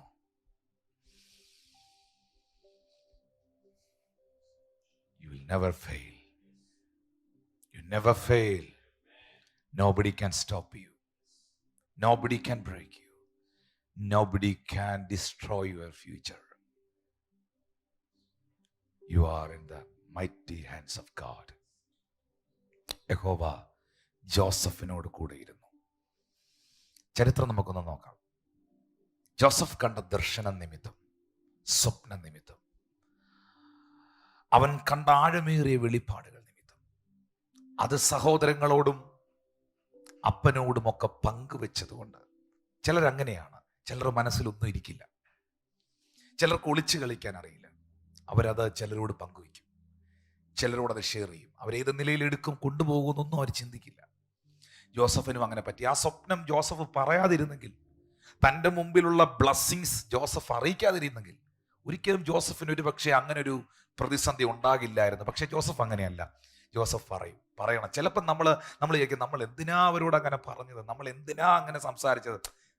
പറയിച്ചതാണെന്നേ. ദൈവത്തിന്റെ റൂട്ടുകൾ എപ്പോഴും വളരെ വളരെ ഡിഫറെൻ്റ് ആ സഹോദര, സിസ്റ്റർ. ദൈവത്തിന്റെ റൂട്ട് ഭയങ്കര ഡിഫറെൻ്റ്. അയ്യോ എനിക്കെന്തോ അബദ്ധം പറ്റി, ഞാനെന്തോ ചെയ്ത, അങ്ങനെ ഒന്നും ചിന്തിക്കരുത്, അങ്ങനെ ചിന്തിക്കരുത്.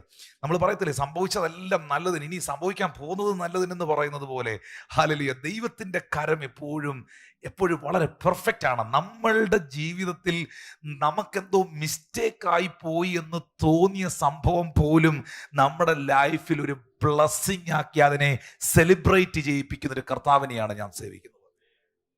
ഹല്ലേലൂയ. ജോസഫ് സഹോദരങ്ങളോട് ഈ ദർശനം പങ്കുവെച്ചതുകൊണ്ട്, ഈ സ്വപ്നം പങ്കുവെച്ചതുകൊണ്ട്, അസൂയ പൂണ്ട സഹോദരങ്ങൾ അവനെ പൊട്ടക്കിണറ്റിലേക്ക് കൊണ്ടുവന്നിട്ടു. എന്നിട്ട് അവന്റെ ഉടുപ്പ് ഊരി അതിൽ രക്തക്കറ പുരട്ടി, ആടിന്റെ രക്തം പുരട്ടി അപ്പന്റെ അടുക്കൽ വന്നിട്ട് പറഞ്ഞു, ഞങ്ങളുടെ സഹോദരനെ കാട്ടുമൃഗങ്ങൾ ആക്രമിച്ചവൻ മരിച്ചുപോയി, നഷ്ടപ്പെട്ടു പോയി. പക്ഷേ അന്ന് സഹോദരങ്ങൾക്ക് ഉറക്കം വന്നില്ല, അവർക്ക് സ്വസ്ഥത കിട്ടിയില്ല. പിറ്റേ ദിവസം അവർ വന്ന് ആ പൊട്ടക്കിണറ്റിൽ നിന്ന് ജോസഫിനെ എടുത്ത് അവർ ചിന്തിച്ചു, വെറുതെ ഇവനെ ഇവിടെ ഇട്ടിരിക്കുന്നത് എന്തിനാ? കാണാൻ സുന്ദരനാണ്, ആരോഗ്യമുള്ളവനാണ്, കഴിവുള്ളവനാണ്, ഇവനെ വെറുതെ കളയണ്ട. അവനെ ആ പൊട്ടക്കിണറ്റിൽ നിന്ന് എടുത്ത് മിസ്രൈമ്യർക്ക് അടിമയായി ജോസഫിനെ വിൽക്കുകയാണ്. വസ്ത്രരഹിതനായി അടിമച്ചന്തയിൽ നിൽക്കുന്ന ജോസഫിനെ കാണാം. ഇത്രയും നിന്ദിക്കപ്പെട്ട, നിന്ന അനുഭവിച്ച, കഷ്ടത അനുഭവിച്ച ഒരു വ്യക്തിയെ നിങ്ങൾക്ക് പഴയ നിയമത്തിൽ അധികം കാണാൻ കഴിയില്ല. പക്ഷേ സ്വപ്നത്തിനകത്ത് എല്ലാ കറ്റകളും അവനെ വണങ്ങുകയായിരുന്നു, എല്ലാ നക്ഷത്രങ്ങളും അവനെ വണങ്ങുകയായിരുന്നു. സ്വപ്നത്തിനകത്തെല്ലാം, ദർശനത്തിനകത്ത്, വെളിപ്പാടിനകത്തെല്ലാം അനുഗ്രഹം മാത്രമേ കണ്ടുള്ളൂ. പൊട്ടക്കിണറും കാരാഗ്രഹവും മിസ്രൈമെ അടിമച്ചന്തയെ ഉടുപ്പില്ലാതെ നിൽക്കുന്നതൊന്നും പുള്ളി കണ്ടതുപോലെ സ്വപ്നത്തിൽ പോലും കണ്ടില്ല. Praise God. പക്ഷെ അതെല്ലാം അവൻ്റെ ലൈഫിൽ വെളിപ്പെട്ടു. ദൈവത്തിൻ്റെ റൂട്ടുകൾ കണ്ടോണം. നിങ്ങൾക്കറിയാമോ, ഈ ഈജിപ്തിലെ, മിസ്രൈമിലെ രാജകൊട്ടാരത്തിനകത്ത്, നമുക്കറിയാം രാജകൊട്ടാരത്തിനകത്ത് ഒരാള് കയറി ചെല്ലുന്നത് ഒരിക്കലും മതിൽ ചാടിയല്ല.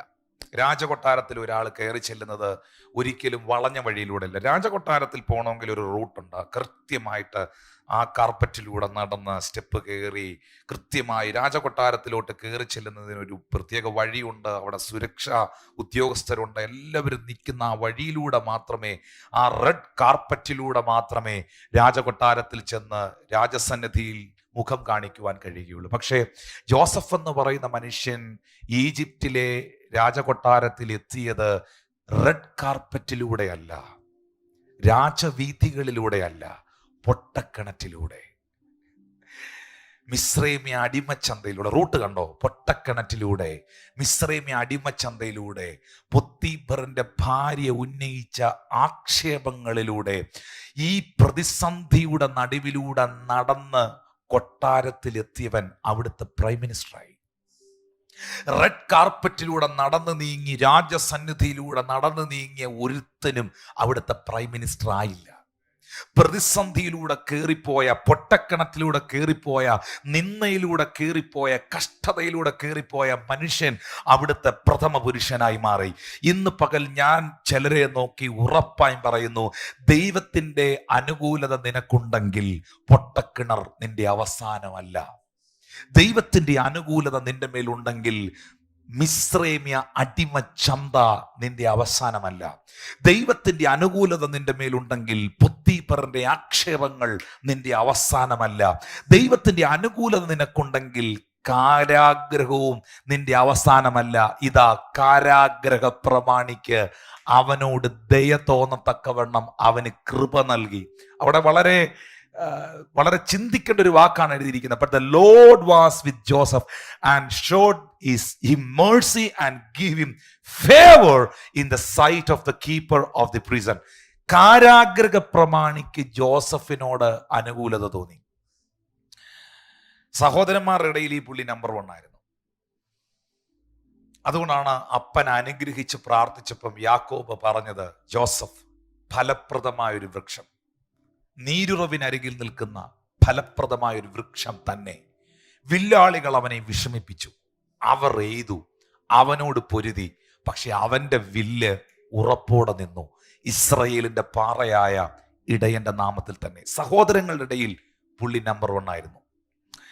മിസ്രൈമ്യ അടിമച്ചന്തയിൽ കൊണ്ടിട്ടു. എത്രയോ അടിമകൾ ആ രാജ്യത്ത് ഈജിപ്തിൽ ജോലി ചെയ്യുന്നു. പക്ഷെ എന്തുകൊണ്ട് പൊത്തീഫറിന്റെ ഭാര്യ ജോസഫിനെ ആഗ്രഹിച്ചു? ആ അടിമകളുടെ ഇടയിലും പുള്ളിക്കായിരുന്നു തലയെടുപ്പ്. Praise God. കാരാഗ്രഹത്തിനകത്ത് പുള്ളിയെ ജയിലിൽ കൊണ്ടുവന്നിട്ടു, ജയിലിന്റെ ലീഡറാക്കി മാറ്റി. ജയിലിലും പുള്ളിയാണ് നമ്പർ 1. ഏതു മേഖലയിൽ ജോസഫിനെ കൊണ്ടുപോയിട്ടോ അവിടെയെല്ലാം ഹൈലൈറ്റ് ചെയ്യപ്പെട്ടു നിന്നത് ജോസഫ് മാത്രമാണ്. നിങ്ങൾക്കറിയോ, ദൈവത്തിന്റെ അനുകൂലത ഒരു വ്യക്തിയുടെ മേലുണ്ടെങ്കിൽ അവന്റെ ചുറ്റും നടക്കുന്ന സംഭവങ്ങൾ എന്തു തന്നെയാണെങ്കിലും നിങ്ങൾക്ക് കാണാൻ കഴിയുന്നുണ്ടോ ആ വ്യക്തി ദൈവത്തിന്റെ ഉള്ളം കരങ്ങളിൽ ഇരിക്കുന്നത്? ഇന്ന് ആ കാഴ്ച കാണുന്ന എത്ര പേരുണ്ട്? സഹോദര സഹോദരി, ദൈവത്തിന്റെ പൈതലെ, നിങ്ങൾ ദൈവത്തിന്റെ ഉള്ളം കരങ്ങളിലാണ്. ദൈവത്തിന്റെ ആ ഉള്ളം കരങ്ങളിലാണ്. പൗലോസ് ചോദിക്കുന്നു, അനാഥ പെൺകുട്ടിയായ എസ്തേറിനെ രാജ്ഞിയാക്കിയ ദൈവത്തിന്റെ അനുകൂലത, സഹോദരങ്ങൾ തകർക്കുവാൻ ശ്രമിച്ച, ഒരു രാജ്യം മുഴുവൻ ഇല്ലായ്മ ചെയ്യുവാൻ ശ്രമിച്ച ജോസഫിനെ അതേ രാജ്യത്തിന്റെ പ്രൈം മിനിസ്റ്ററാക്കി മാറ്റിയ ദൈവത്തിന്റെ അനുകൂലത. ഈ ദൈവം നിനക്കനുകൂലമെങ്കിൽ പ്രതികൂലമാര്? ജീസസ്. രണ്ടാമതായി പൗലോസ് ചോദിക്കുന്നു, സ്വന്തം പുത്രനെ ആദരിക്കാതെ നമുക്കെല്ലാവർക്കും വേണ്ടി ഏൽപ്പിച്ചു തന്നവൻ അവനോട് കൂടെ സകലവും നമുക്ക് നൽകാതിരിക്കുമോ? വളരെ പ്രധാനപ്പെട്ട ഒരു കാര്യമാണ് അപ്പോസ്തലൻ ചോദിച്ചിരിക്കുന്നത്. തൻ്റെ ഏകജാതനായ പുത്രനെ, യേശു ക്രിസ്തുവിനെ ആദരിക്കാതെ നമുക്കെല്ലാവർക്കും വേണ്ടി, പൗലോസ് പറയുന്നുണ്ട്, എല്ലാവർക്കും വേണ്ടി ഒരുവൻ മരിച്ചിരിക്കെ എല്ലാവരും മരിച്ചുവെന്നും ഇനി ജീവിക്കുന്നവർ താൻ തങ്ങൾക്ക് വേണ്ടിയല്ല ജീവിക്കുന്നത്, നമുക്കായി മരിച്ചവനായിട്ടത്രേ ജീവിക്കുന്നത് എന്ന് ലേഖനത്തിൽ വായിക്കുന്നു. എല്ലാവർക്കും വേണ്ടി ഒരുവൻ മരിച്ചിരിക്കെ എന്ന് പൗലോസ് പറഞ്ഞിട്ട് ആളുടെ പേരവിടെ മെൻഷൻ ചെയ്തിട്ടില്ല. കാരണം എല്ലാവർക്കും വേണ്ടി മരിച്ച ഒരാളെ ഉള്ളൂ, അത് യേശു ക്രിസ്തു മാത്രമാണ്. ഹല്ലേലൂയ. അപ്പോ സ്വന്തം പുത്രനെ ആദരിക്കാതെ നമുക്കെല്ലാവർക്കും വേണ്ടി ഏൽപ്പിച്ചു തന്നവൻ യേശു ക്രിസ്തുവിനെ, ദൈവപുത്രനെ നിങ്ങൾക്ക് തന്നവൻ, അവനോട് കൂടെ സകലവും നമുക്ക് നൽകാതെ ഇരിക്കുമോ? യോഹന്നാന്റെ സുവിശേഷം 3-ാം അധ്യായം 16-ാമത്തെ വാക്യത്തിൽ വിശുദ്ധ ബൈബിൾ പറയുന്നു, തൻ്റെ ഏകജാതനായ പുത്രനിൽ വിശ്വസിക്കുന്ന ഏവനും നശിച്ചു പോകാതെ നിത്യജീവൻ പ്രാപിക്കേണ്ടതിന് അവനെ നൽകുവാൻ തക്കവണ്ണം ലോകത്തെ സ്നേഹിച്ചു. തൻ്റെ ഏക മകനെ നിങ്ങൾക്ക് തന്ന അവൻ നിങ്ങളെ സ്നേഹിച്ചു. നിങ്ങളാണെ കൊടുക്കുവോ? നിങ്ങളുടെ കുഞ്ഞിൻ്റെ കാലിൽ ഒരു മുള്ള് കൊണ്ടത് കേൾക്കാൻ നിങ്ങൾ ഇഷ്ടപ്പെടുന്നോ? ഇഷ്ടപ്പെടുന്നില്ല. നിങ്ങളുടെ കുഞ്ഞുങ്ങൾക്ക് എന്തെങ്കിലും ഒരു ബുദ്ധിമുട്ട് ഉണ്ടാകുന്നത് കാണാൻ നിങ്ങൾ ഇഷ്ടപ്പെടുന്നു? ഒരിക്കലും സ്നേഹമുള്ള ഒരു അപ്പനും അമ്മയ്ക്കും അത് സഹിക്കാൻ പറ്റില്ല. പക്ഷേ തൻ്റെ ഏകജാതനായ പുത്രനെ പാപിയായ നിനക്ക് വേണ്ടി തകർക്കാൻ, മരണത്തിന് ഏൽപ്പിച്ചു കൊടുക്കാൻ ഈ പിതാവിന് പ്രസാദം തോന്നി. ആ പുത്രനെ നിങ്ങൾക്ക് തരുവാൻ മടിക്കാത്തവൻ അവനോട് കൂടെ നിങ്ങൾക്ക് സകലതും നൽകാതിരിക്കുമോ എന്ന് ചോദിച്ചതിന് ഉത്തരം പറയേണ്ടത് ദൈവമല്ല, നിങ്ങളാണ്. അല്ല, നിങ്ങളാണല്ലോ പറഞ്ഞത് ദൈവം എന്നെ കൈവിട്ടെന്ന്. നിങ്ങളാണല്ലോ പറഞ്ഞത് എനിക്കൊന്നുമില്ല, കർത്താവ് എന്നെ കളഞ്ഞു, ഉപേക്ഷിച്ചു, മറന്നു. നിങ്ങളല്ലേ പറഞ്ഞത്. അതുകൊണ്ട് നിങ്ങളാണ് അതിന് ഉത്തരം പറയേണ്ടത്. ഇത്ര വലിയവനായ, സ്വർഗത്തിലെ ആരാധനകളിൽ വസിച്ച ദൈവമായ, ആരാധനയ്ക്ക് യോഗ്യനായ, സറാഫുകൾ 2 കൊണ്ട് മുഖം മൂടി, 2 കൊണ്ട് പാദം മൂടി, 2 കൊണ്ട് ചിറകടിച്ച് സൈന്യങ്ങളുടെ ദൈവമായ യഹോവ പരിശുദ്ധൻ പരിശുദ്ധൻ പരിശുദ്ധൻ എന്നാർപ്പിട്ട് ആരാധനയുടെ നടുവിൽ വസിച്ച, സ്വർഗം എൻ്റെ സിംഹാസനവും ഭൂമി എൻ്റെ പാദപീഠവും എന്ന് അരുളി ചെയ്ത സർവസൈന്യാധിപനായ, സർവശക്തനും സർവവ്യാപിയും സർവജ്ഞാനിയും താൻ മാത്രം അമർത്യതയുള്ളവനും അടുത്തു കൂടുവാൻ കഴിയാത്ത വെളിച്ചത്തിൽ വസിച്ചവനുമായ ഈ ദൈവമായ യേശു കർത്താവ് വേഷത്തിൽ മനുഷ്യനായി ഈ താണഭൂമിയിലേക്ക് വന്നത് ആർക്കു വേണ്ടി എന്നൊരു ചോദ്യമുണ്ട്. നെഞ്ചത്ത് കൈവച്ച്, സ്വന്തം ശിരസിൽ വെച്ച് അധരം തുറന്ന് പറയാൻ കഴിയുമോ? എനിക്ക് വേണ്ടി, എനിക്ക് വേണ്ടി. ഹല്ലേലൂയ. ദൂതന്മാർ അവനോടൊപ്പം ഉണ്ടായിരുന്നു. ദൈവം അവനോട് കൂടെ ഉണ്ടായിരുന്നു. സകല അനുകൂലതയും പുത്രന്റെ മേൽ പിതാവ് പകർന്നിരുന്നു. പക്ഷേ ഗദശമനയുടെ തോട്ടത്തിന്റെ നടുവിൽ, തൻ്റെ വ്യഥകളുടെയും വേദനകളുടെയും നടുവിൽ പൊട്ടിക്കരയുന്ന യേശുവിൻ്റെ അധരത്തിൽ നിന്ന് വെളിപ്പെട്ടു വരുന്നൊരു വാക്കുണ്ട്. പിതാവേ, കഴിയുമെങ്കിൽ ഈ പാനപാത്രം എന്നിൽ നിന്ന് നീക്കണം, പക്ഷെ എൻ്റെ ഇഷ്ടമല്ല, അവിടുത്തെ ഇഷ്ടം എന്നിൽ നടക്കണം. സ്തോത്രം.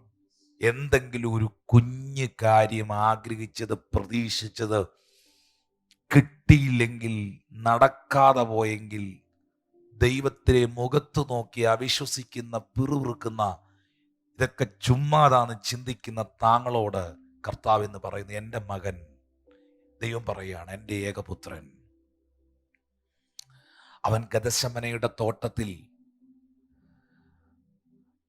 വിയർപ്പ് പൊടിയുന്ന പോലെ രക്തം പൊടിഞ്ഞ അനുഭവത്തിൽ, പ്രാണവേദനയിലായ സമയത്ത്, വ്യഥകളുടെ നടുവിൽ എൻ്റെ അടുക്കൽ പറഞ്ഞത്, പിതാവേ, ഇതിനകത്തൊന്നും ഇറങ്ങി തിരിക്കണ്ടായിരുന്നു എന്നല്ല, പിതാവേ, എന്നെ ഈ ഭൂമിയിലോട്ട് വരികേ വേണ്ടായിരുന്നെന്നല്ല, എൻ്റെ ഇഷ്ടമല്ല, അവിടുത്തെ ഇഷ്ടം എന്നിൽ നടക്കട്ടെ എന്നാണ്. നല്ല സാഹിത്യ ഭാഷയിൽ ആത്മാവിൽ തൻ്റെ തൂലിക പൗലോസ് ചലിപ്പിച്ചപ്പോൾ ഇങ്ങനെ എഴുതി: അവൻ ദൈവമായിരിക്കെ ദൈവത്തോടുള്ള സമത്വം മുറുകെ പിടിച്ചുകൊള്ളണമെന്ന് വിചാരിക്കാതെ ദാസരൂപമെടുത്ത് മനുഷ്യ സാദൃശ്യത്തിലായി തന്നെ താൻ താഴ്ത്തി. താഴോട്ട് വായിക്കുമ്പോൾ എഴുതിയിരിക്കുന്നു: ക്രൂശിലെ മരണത്തോളം അവൻ അനുസരണമുള്ളവനായി. പുത്രനെ വരെ അനുസരണം പഠിപ്പിച്ചു. നിന്നെ വിടുവോ?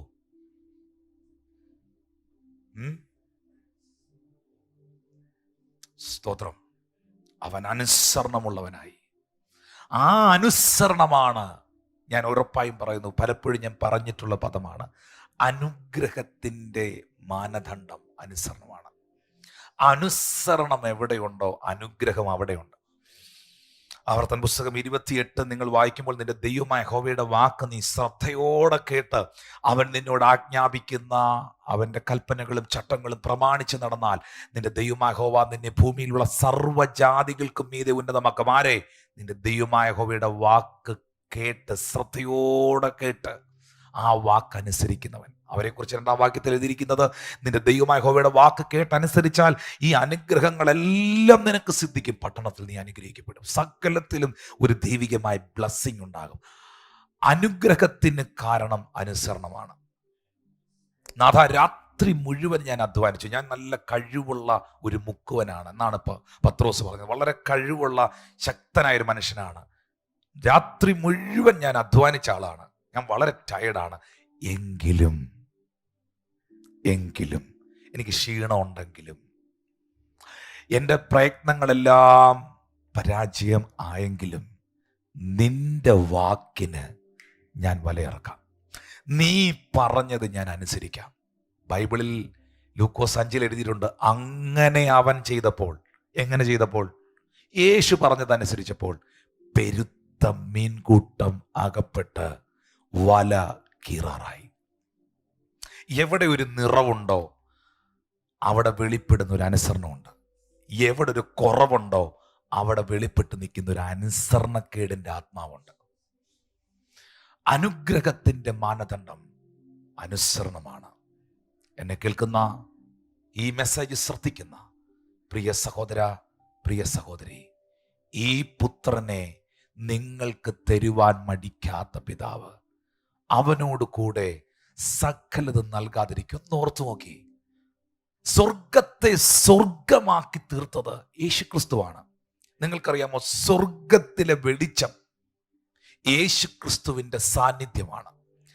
നരകത്തിൻ്റെ ഇരുട്ട് യേശുവിൻ്റെ അസാന്നിധ്യമാണ്. നരകം ഇരുട്ടായി പോയതിൻ്റെ കാരണം വെളിച്ചമായ കുഞ്ഞാട് നരകത്തിൽ ഇല്ലാത്തത് കൊണ്ടാണ്. സ്വർഗം ഇങ്ങനെ പ്രകാശപൂരിതമായി നിൽക്കുന്നതിൻ്റെ കാരണം വെളിച്ചമാകുന്ന ക്രിസ്തു അവിടെ ഉള്ളത് കൊണ്ടാണ്. സ്വർഗത്തിൽ ഇരിക്കുന്ന ഈ കർത്താവ് നരകത്തിലേക്ക് ചെന്നാൽ, അവിടുത്തെ ആൾക്കാരെ ഒന്ന് വിസിറ്റ് ചെയ്താൽ, ഞാൻ വിശ്വസിക്കുന്നു നരകത്തിൽ വെളിച്ചം വരും. കാരണം കുഞ്ഞാട് പോകുന്നിടത്തൊക്കെയും വെളിച്ചമായിരുന്നു. Is the light. ഹല്ലേലൂയ.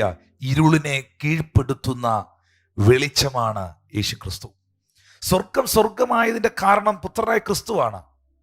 ഞാൻ ഉറപ്പായിട്ടും നിങ്ങളോട് പറയട്ടെ ദൈവമക്കളെ, ക്രിസ്തീയ ജീവിതം ഒരു യാഥാർത്ഥ്യമായി തീരുന്നതും അത് മൂല്യമുള്ളതായി വാല്യുബിളായി മാറുന്നതും യേശു ക്രിസ്തു നമ്മളിൽ വരുമ്പോൾ മാത്രമാണ്. Thank you Lord Jesus. Hallelujah. സ്വർഗത്തെ സ്വർഗമാക്കി മാറ്റിയ നസ്രയനായ യേശു കർത്താവിനെ, ദൈവപുത്രനായ യേശുവിനെ നമുക്ക് തരുവാൻ മടിക്കാത്ത പിതാവ് അവനോട് കൂടെ സകലവും നിനക്ക് നൽകാതെ ഇരിക്കുമോ? പിറുപിറുക്കാതിരിക്കാം. നമുക്ക് വിശ്വാസത്തിന്റെ വാക്കുകൾ അധരങ്ങൾ കൊണ്ട് പറയാം. മടുപ്പിക്കുന്ന സാഹചര്യങ്ങൾ, എസ്പെഷ്യലി ഞാൻ പറയട്ടെ, ഈ ആത്മീകരെന്ന് പറഞ്ഞു നടക്കുന്ന സ്വയവിശുദ്ധന്മാരായി പ്രഖ്യാപിച്ച് നടക്കുന്ന കുറെ ആൾക്കാരുണ്ട്. I'm perfect, I'm all right, ഞാൻ ഭയങ്കര പുള്ളിയാണ്, ഞാൻ ഭയങ്കര വിശുദ്ധനാണ്, എന്നേക്കാൾ വലിയൊരാൾ ഇവിടെ ഇല്ല, ബാക്കി എല്ലാവരും കള്ളന്മാരാണ്. ഇവരെയൊക്കെ കണ്ട് മനസ്സ് മടുത്ത്, ഇവരെയൊക്കെ കണ്ട് ഹൃദയം വേദനിച്ച് പ്രയാസപ്പെട്ട് ജീവിക്കുന്ന ദൈവമക്കളെ, അതൊക്കെ വെറും ഫേക്കാണ്. അവരൊക്കെ ജീവിതത്തെ യഥാർത്ഥമായിട്ട് അറിയുന്നൊരു ദൈവമുണ്ട്. എൻ്റെ ചിന്തയിൽ ആത്മീയത ഒരു അഭിനയമല്ല, അത് ആഴമേറിയ ഒരു അനുഭവമാണ്. ആ അനുഭവത്തിൽ ജീവിക്കുന്നവർക്കായി ഞാൻ ദൈവത്തെ സ്തുതിക്കും. ഇന്ന് അനുഭവങ്ങളുള്ളവരുടെ എണ്ണം വളരെ കുറവാണ്. ഞാൻ താഴോട്ട് ക്രിസ്തുവിൻ്റെ സ്നേഹത്തിൽ നിന്ന് തന്നെ ആർക്ക് വേർപിരിക്കാൻ പറ്റി? എന്നാ സാധനം എൻ്റെ മുമ്പിൽ വന്നാലും, കഷ്ടതയോ പട്ടിണിയോ, ഇനി എൻ്റെ കഴുത്തെ കൊണ്ട് വാള് വെച്ചാലും, കണ്ടിക്കുമെന്ന് പറഞ്ഞാലും, കൊന്നുകളയോടാന്ന് പറഞ്ഞാലും ഞാൻ മാറുകയല്ല ഇതിന്ന്. പറഞ്ഞ പുള്ളി സാധാരണ പുള്ളിയല്ല കേട്ടോ, അത് പൗലോസാ. ഭയങ്കര അനുഭവമുള്ള മനുഷ്യനാ. കർത്താവിനെ യഥാർത്ഥമായി അനുഭവിച്ചറിഞ്ഞ ആളാ. അങ്ങനെ ഈ അനുഭവിച്ച് ഈ വീണ്ടും ജനിച്ചവൻ്റെ വീട്ടിൽ ജനിച്ചതൊക്കെയാണ് വലിയ വിഷയം ഉണ്ടാക്കുന്നത്. ഈ യഥാർത്ഥമായി അനുഭവങ്ങളിൽ കർത്താവിനെ സേവിക്കുന്നവരുണ്ട്. പാരമ്പര്യങ്ങളൊക്കെ വിട്ടിറങ്ങിയവർ, മതത്തെക്കാൾ, പാരമ്പര്യത്തെക്കാൾ, പണത്തെക്കാൾ, പഠിത്തത്തെക്കാൾ, പ്രതാപത്തെക്കാൾ, തനിക്കുള്ള എല്ലാത്തിനേക്കാൾ അധികമായി യേശുക്രിസ്തു സത്യ നിത്യ ദൈവമെന്ന് തിരിച്ചറിഞ്ഞ് അവനെ രക്ഷകനായി സ്വീകരിച്ച് കർത്താവിന് വേണ്ടി നിലകൊള്ളുന്ന ഒരു കൂട്ടരുണ്ട്. അവരാണ് ചങ്ക് നെറ്റിയും കൊടുത്ത് ഏത് സാഹചര്യത്തിലും കർത്താവിന് വേണ്ടി നിൽക്കുന്നത്. അങ്ങനെയാണോ നിങ്ങൾ? അങ്ങനെയാണെങ്കിൽ നിങ്ങൾ രക്ഷപ്പെട്ടു. നിങ്ങളെ ക്രിസ്തുവിൻ്റെ സ്നേഹത്തിൽ നിന്ന് വേർപിരിക്കാൻ ഒന്നിനും കഴിയത്തില്ല. സ്തോത്രം. അല്ലാത്തവനെ വേർപിരിക്കാൻ COVID-19 ഒന്നും വരണമെന്നേ ഇല്ല. ഒരു ജലദോഷം വന്നാൽ മതി, അവൻ കളഞ്ഞിട്ട് പൊക്കോളും. Praise God. അല്ലെങ്കിൽ 2 കാര്യം അവനോട് പറഞ്ഞാൽ മതി, അവനെല്ലാം താത്തു വെച്ച് പഴയ പരിപാടിക്ക് പോകും. പക്ഷേ ഞാൻ താഴോട്ട് വരുമ്പോൾ നിങ്ങൾക്കത് കുറച്ചുകൂടെ വ്യക്തമാകും. യഥാർത്ഥമായി ഇന്ന് പകലിൽ നിങ്ങൾ വിശ്വസിക്കേണ്ടതായ ഏറ്റവും വലിയ സത്യം, ഈ യേശു കർത്താവിനെ എനിക്ക് തരുവാൻ മടിക്കാതിരുന്ന സ്വർഗസ്ഥനായ എൻ്റെ പിതാവ് അവനോടുകൂടെ സകലത നൽകാതിരിക്കും. ഇനി ഒരു ചോദ്യം ചോദിക്കട്ടെ.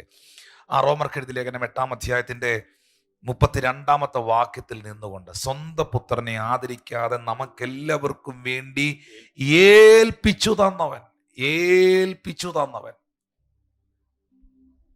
യേശുവിനെ നമുക്ക് തന്നു. ഈ സ്വർഗസ്ഥനായ പിതാവ് കർത്താവിനെ നമുക്ക് തന്നു, പുത്രനെ നമുക്ക് തന്നു. നിങ്ങൾക്ക് ലഭിച്ചോ ഈ കർത്താവിനെ? തന്നു എന്നാണ് പറയുന്നത്, എല്ലാവർക്കുമായി നൽകിയെന്നാണ് പറയുന്നത്. പക്ഷേ നിങ്ങൾക്ക് ലഭിച്ചുവോ? നിങ്ങൾക്ക് ലഭിച്ചിട്ടില്ലെങ്കിൽ നിങ്ങൾക്ക് യേശു കർത്താവിനെ ലഭിക്കണം. ഇന്ന് പകലിൽ ഈ സർവീസ് കാണുന്ന എൻ്റെ പ്രിയപ്പെട്ട സഹോദരി സഹോദരന്മാരോട്, ദൈവമക്കളോട് വളരെ സ്നേഹത്തോടെ പറയുന്നു, യേശുവിനെ നിങ്ങൾക്ക് കിട്ടിയിട്ടില്ലെങ്കിൽ, കർത്താവിനെ നിങ്ങൾ സ്വീകരിച്ചിട്ടില്ലെങ്കിൽ, നിങ്ങൾ അവനെ സ്വീകരിക്കണം. 2 കൂട്ടരുണ്ട്. ഒന്ന് യേശു കർത്താവിനെ ലഭിച്ച ഒരു കൂട്ടർ. യേശുവിനെ എനിക്ക് ലഭിച്ചു. നമ്മൾ പറയും 1981 ഞാൻ രക്ഷിക്കപ്പെട്ടു. ചിലർ പറയും 2001 ഞാൻ കർത്താവിലേക്ക് വന്നു, 2018 എൻ്റെ ജീവിതം ഞാൻ കർത്താവിനായി സമർപ്പിച്ചു. പലർക്കും 2018-ലും 17-ലും 19-ലും 20-ലും ഒക്കെ യേശുവിനെ ലഭിച്ചു.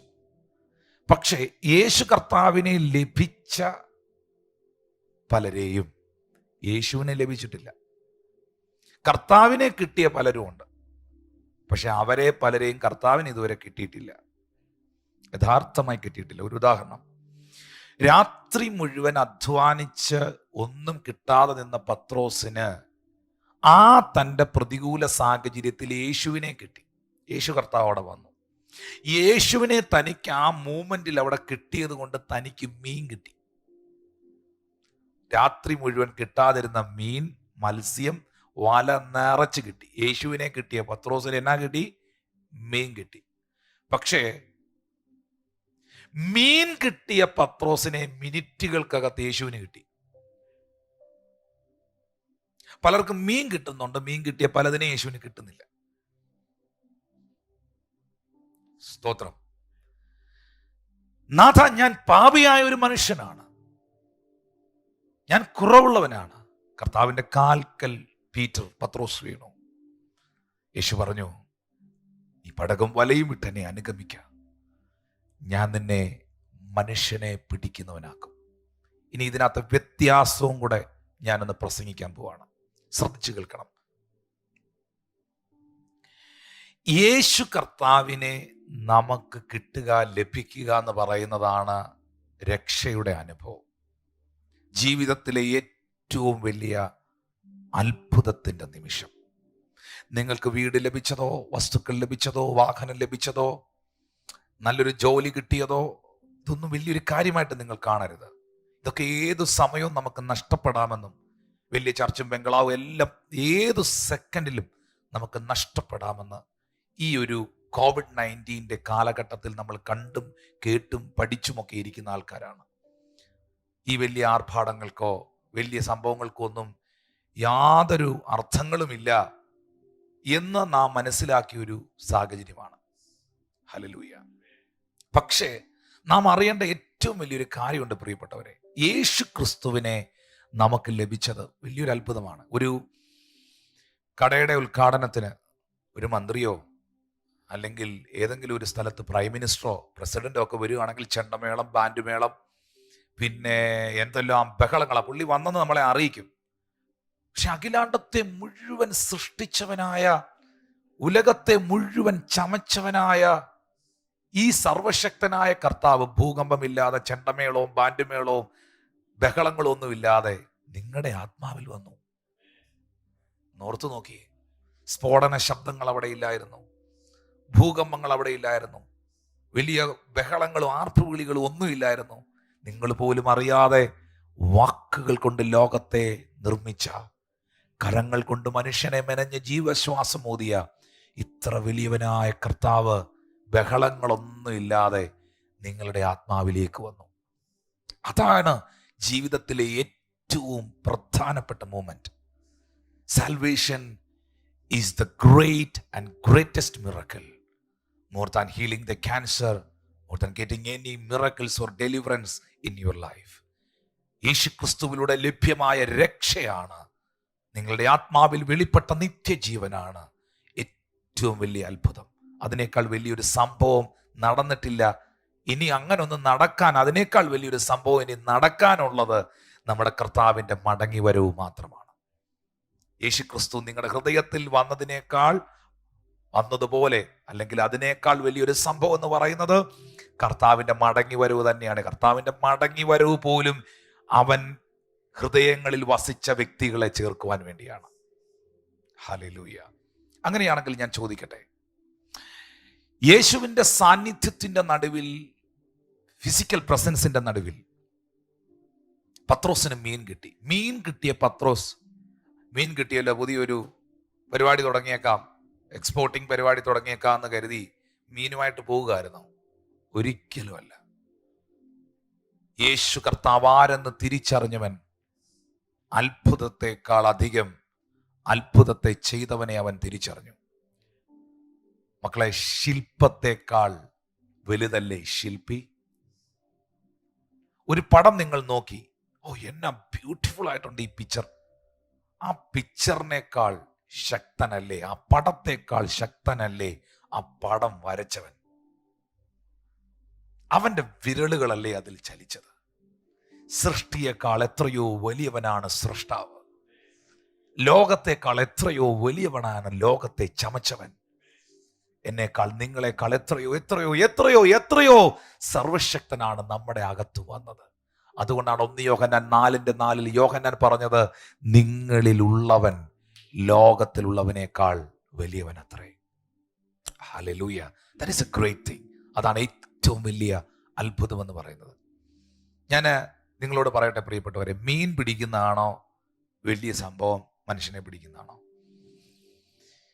യേശുവിനെ കിട്ടിയ പത്രോസിന് മീനെ കിട്ടി.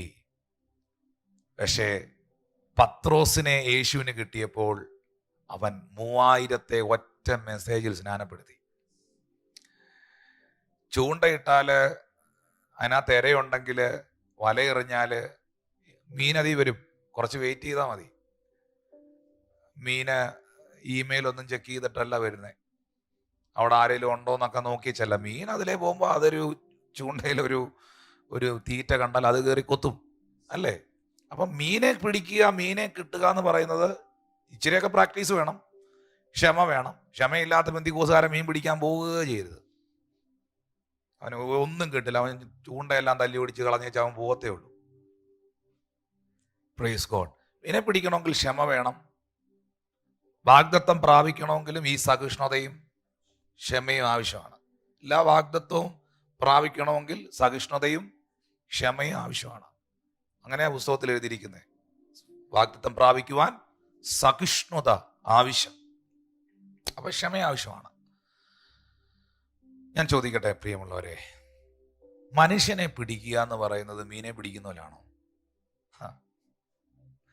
യേശുക്രിസ്തു ശിഷ്യന്മാരെ തെരഞ്ഞെടുത്തിട്ട് അവർക്ക് ശക്തിയും അധികാരവും എല്ലാം കൊടുത്തിട്ട് പറഞ്ഞൊരു സ്റ്റേറ്റ്മെന്റ് ഉണ്ട്, ചിന്തിച്ചിട്ടുണ്ടോ? നിങ്ങൾക്ക് ഭൂതങ്ങളെ പുറത്താക്കാൻ പറ്റും, നിങ്ങൾക്ക് കുഷ്ഠരോഗികളെ ശുദ്ധമാക്കാൻ പറ്റും, മരിച്ചവരെ വരെ നിങ്ങൾക്ക് ഉയർപ്പിക്കാൻ പറ്റും. പക്ഷെ പാമ്പിനെ പോലെ ബുദ്ധിയും പ്രാവിനെ പോലെ നിഷ്കളങ്കരുമായിരിക്കും. തൊട്ട് താഴെ ഒരു വാക്ക് പറഞ്ഞിട്ടുണ്ട്, മനുഷ്യരെ നിങ്ങൾ സൂക്ഷിച്ചുകൊള്ളുവിൻ. പോകുന്ന വഴിക്കൊക്കെ മൂർക്കം പാമ്പുണ്ട്, സൂക്ഷിക്കണേന്ന് പറഞ്ഞില്ല. ഡൈനോസറിനെ സൂക്ഷിക്കണേന്ന് പറഞ്ഞില്ല. വലിയ കാട്ടുപോത്ത് ചിലപ്പം കുത്താൻ വരും, അതിനെ സൂക്ഷിക്കണേന്ന് പറഞ്ഞു. കാട്ടുപോത്തിനേക്കാളും മൂർഖൻ പാമ്പിനേക്കാളും ഡേഞ്ചറസ് ആണ് മനുഷ്യരെന്ന് തിരിച്ചറിഞ്ഞ കർത്താവ് ശിഷ്യന്മാരോട് പ്രത്യേകം പറഞ്ഞു, മനുഷ്യരെ നിങ്ങൾ സൂക്ഷിച്ചുകൊള്ളുവിൻ. Hallelujah. Very careful. Thank you Lord Jesus. ആ മനുഷ്യനെ ക്രിസ്തുവിലേക്ക് കൊണ്ടുവരണമെങ്കിൽ, കർത്താവിന് വേണ്ടി ആദായപ്പെടുത്തണമെങ്കിൽ അതെത്ര വലിയ അത്ഭുതമാണെന്നാണ് നിങ്ങൾ പറയുന്നത്. അതെത്ര വലിയൊരു കാര്യമാണ്.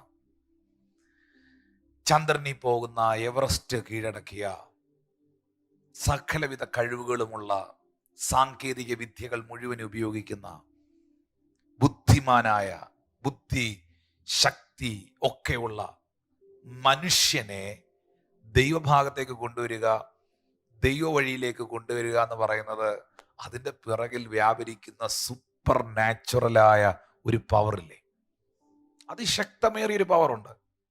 വലിയ IPS ഉദ്യോഗസ്ഥരും ഡോക്ടേഴ്സും എൻജിനീയേഴ്സും വലിയ വലിയ വിദ്യാഭ്യാസമുള്ളവരും വിദ്യാരഹിതരും ബുദ്ധിയുള്ളവരും ബുദ്ധിക്ക് പ്രശ്നമുള്ളവരും ഉലകത്തിലെ സകല മനുഷ്യരും എല്ലാം ഒട്ടും അവൻ്റെ മുമ്പിൽ മടങ്ങണമെങ്കിൽ, എല്ലാ നാവും അവനെ കർത്താവെന്ന് പറയണമെങ്കിൽ ഇതിൻ്റെ പിറകിൽ വ്യാപരിക്കുന്നൊരു ശക്തിയില്ലേ. മീൻ പിടിക്കുന്ന പോലാണോ മനുഷ്യനെ പിടിക്കുന്നത്? പത്രോസേ, എനിക്ക് നിന്നെ കിട്ടിയത് കൊണ്ട് നിനക്ക് മീൻ കിട്ടി. പക്ഷെ നിന്നെ എനിക്ക് കിട്ടിയാൽ, നീ എന്നിലേക്ക് വന്നാൽ, നീ എന്നെ അനുഗമിച്ചാൽ, നീ പിന്നെ മീനെ പിടിക്കുന്നവനായിരിക്കില്ല, നീ മനുഷ്യനെ പിടിക്കുന്നവനാകും. അപ്പൊ കർത്താവിനെ നിങ്ങൾക്ക് ലഭിച്ചപ്പോൾ തന്നെ കർത്താവിന് നിങ്ങളെ ലഭിച്ചാൽ നിങ്ങളൊരു അത്ഭുത വ്യക്തിയായി മാറും. നിങ്ങൾ പലർക്കും ഒരു അനുഗ്രഹവും പ്രയോജനവുമായി തീരും. ഒരിക്കൽ മോശയുടെ കയ്യിൽ ആടുകളെ തീറ്റുവാൻ, ആടുകളെ മേയ്ക്കുവാൻ താൻ ഉപയോഗിച്ചൊരു വടി ഉണ്ടായിരുന്നു, ഒരു സ്റ്റിക്ക്. ദൈവം തമ്പുരാൻ പറഞ്ഞു, മോശെ നിന്റെ വടി താഴെ ഇടാൻ പറഞ്ഞു. ആ വടി ദൈവത്തിന്റെ മുൻപാകെ അവൻ നിലത്തിട്ടു. മോശയോട് ദൈവം പറഞ്ഞു, ഇനി ആ വടി എടുക്കാൻ പറഞ്ഞു. അവൻ ആ വടി എടുത്തു. അവിടെ എഴുതിയിരിക്കുന്നവൻ ദൈവത്തിന്റെ വടി കയ്യിലെടുത്തു എന്നാണ്. തമ്പുരാൻ പറഞ്ഞപ്പോൾ, തമ്പുരാന്റെ മുൻപിൽ, ദൈവത്തിന്റെ മുമ്പിൽ ആ വടി മോശ ഇട്ട് കൊടുത്തപ്പോൾ നിമിഷങ്ങൾക്കകത്ത് ആ വടിയുടെ ടൈറ്റിൽ അങ്ങ് മാറി. മോശയുടെ വടി ദൈവത്തിന്റെ വടിയായി തീർന്നു. മോശയുടെ വടിയും ദൈവത്തിന്റെ വടി, നമ്മൾ ഇങ്ങനെ എഴുതും, മോശയുടെ വടി ഇവിടെ എഴുതുക, ദൈവത്തിന്റെ വടി എഴുതുക. മോശയുടെ വടി എന്നൊക്കെ ചെയ്തു, ആടിന് തീറ്റ തോല് ചായച്ചു കൊടുത്തു.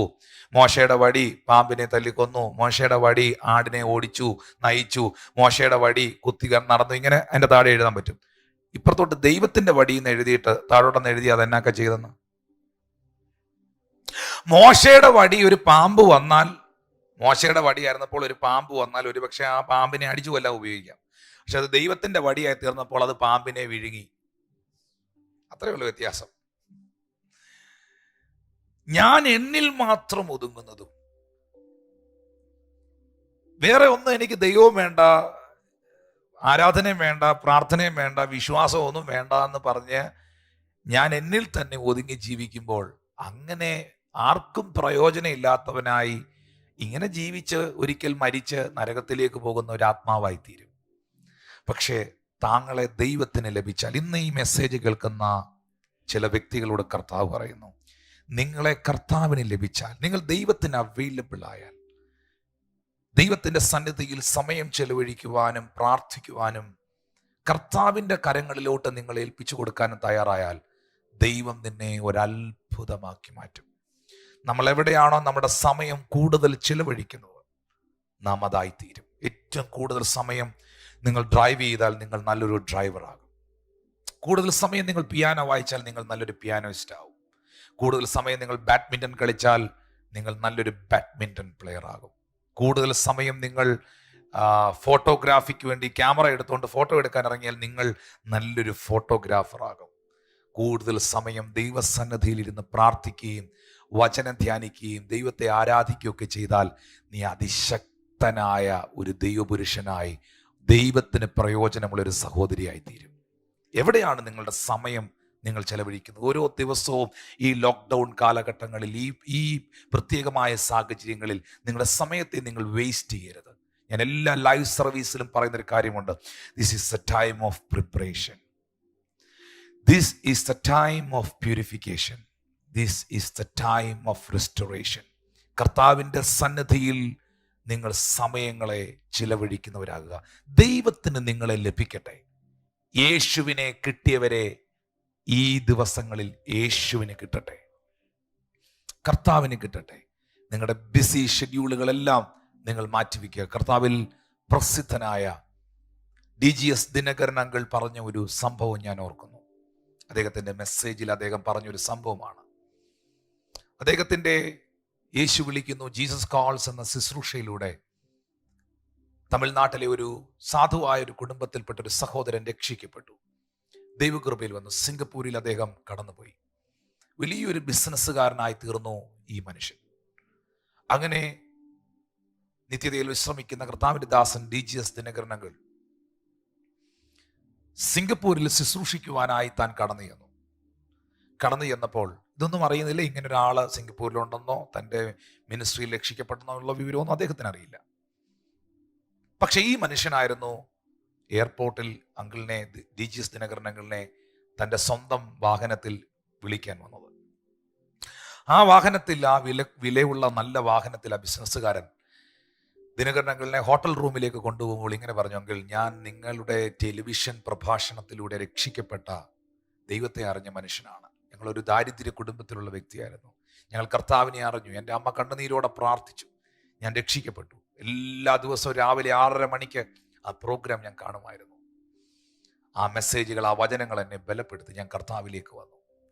എൻ്റെ ജീവിതത്തെ ദൈവം അനുഗ്രഹിച്ചു. ഒരു ചെറിയ ബിസിനസ് ഞാൻ സിംഗപ്പൂരിൽ ആരംഭിച്ചു. ഇന്ന് എനിക്കിവിടെ 16ഓളം കമ്പനികളുണ്ട്. ഏകദേശം 1000ഓളം സ്റ്റാഫുകൾ എൻ്റെ കൂടെ വർക്ക് ചെയ്യുന്നുണ്ട്.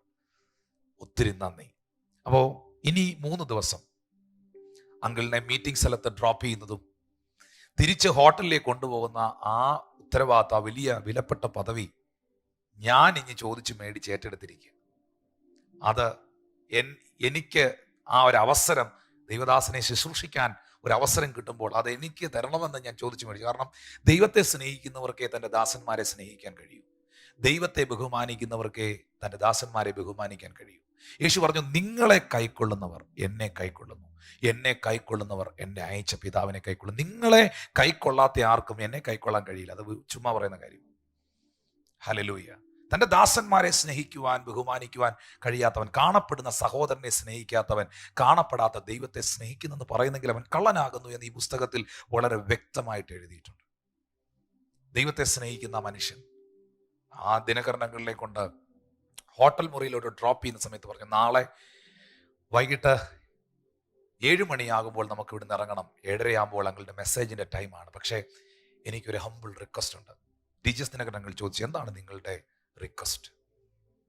ആ വ്യക്തി പറഞ്ഞു, ഇനി 3 ദിവസം നമ്മൾ ഒന്നിച്ചാണ് ട്രാവൽ ചെയ്യുന്നത്, മീറ്റിംഗ് സ്ഥലത്തേക്കും തിരിച്ച് എയർപോർട്ടിൽ കൊണ്ടുവിടുന്നത് വരെ. അങ്കിൾ, എനിക്ക് വേണ്ടി ഒന്ന് പ്രാർത്ഥിക്കണം.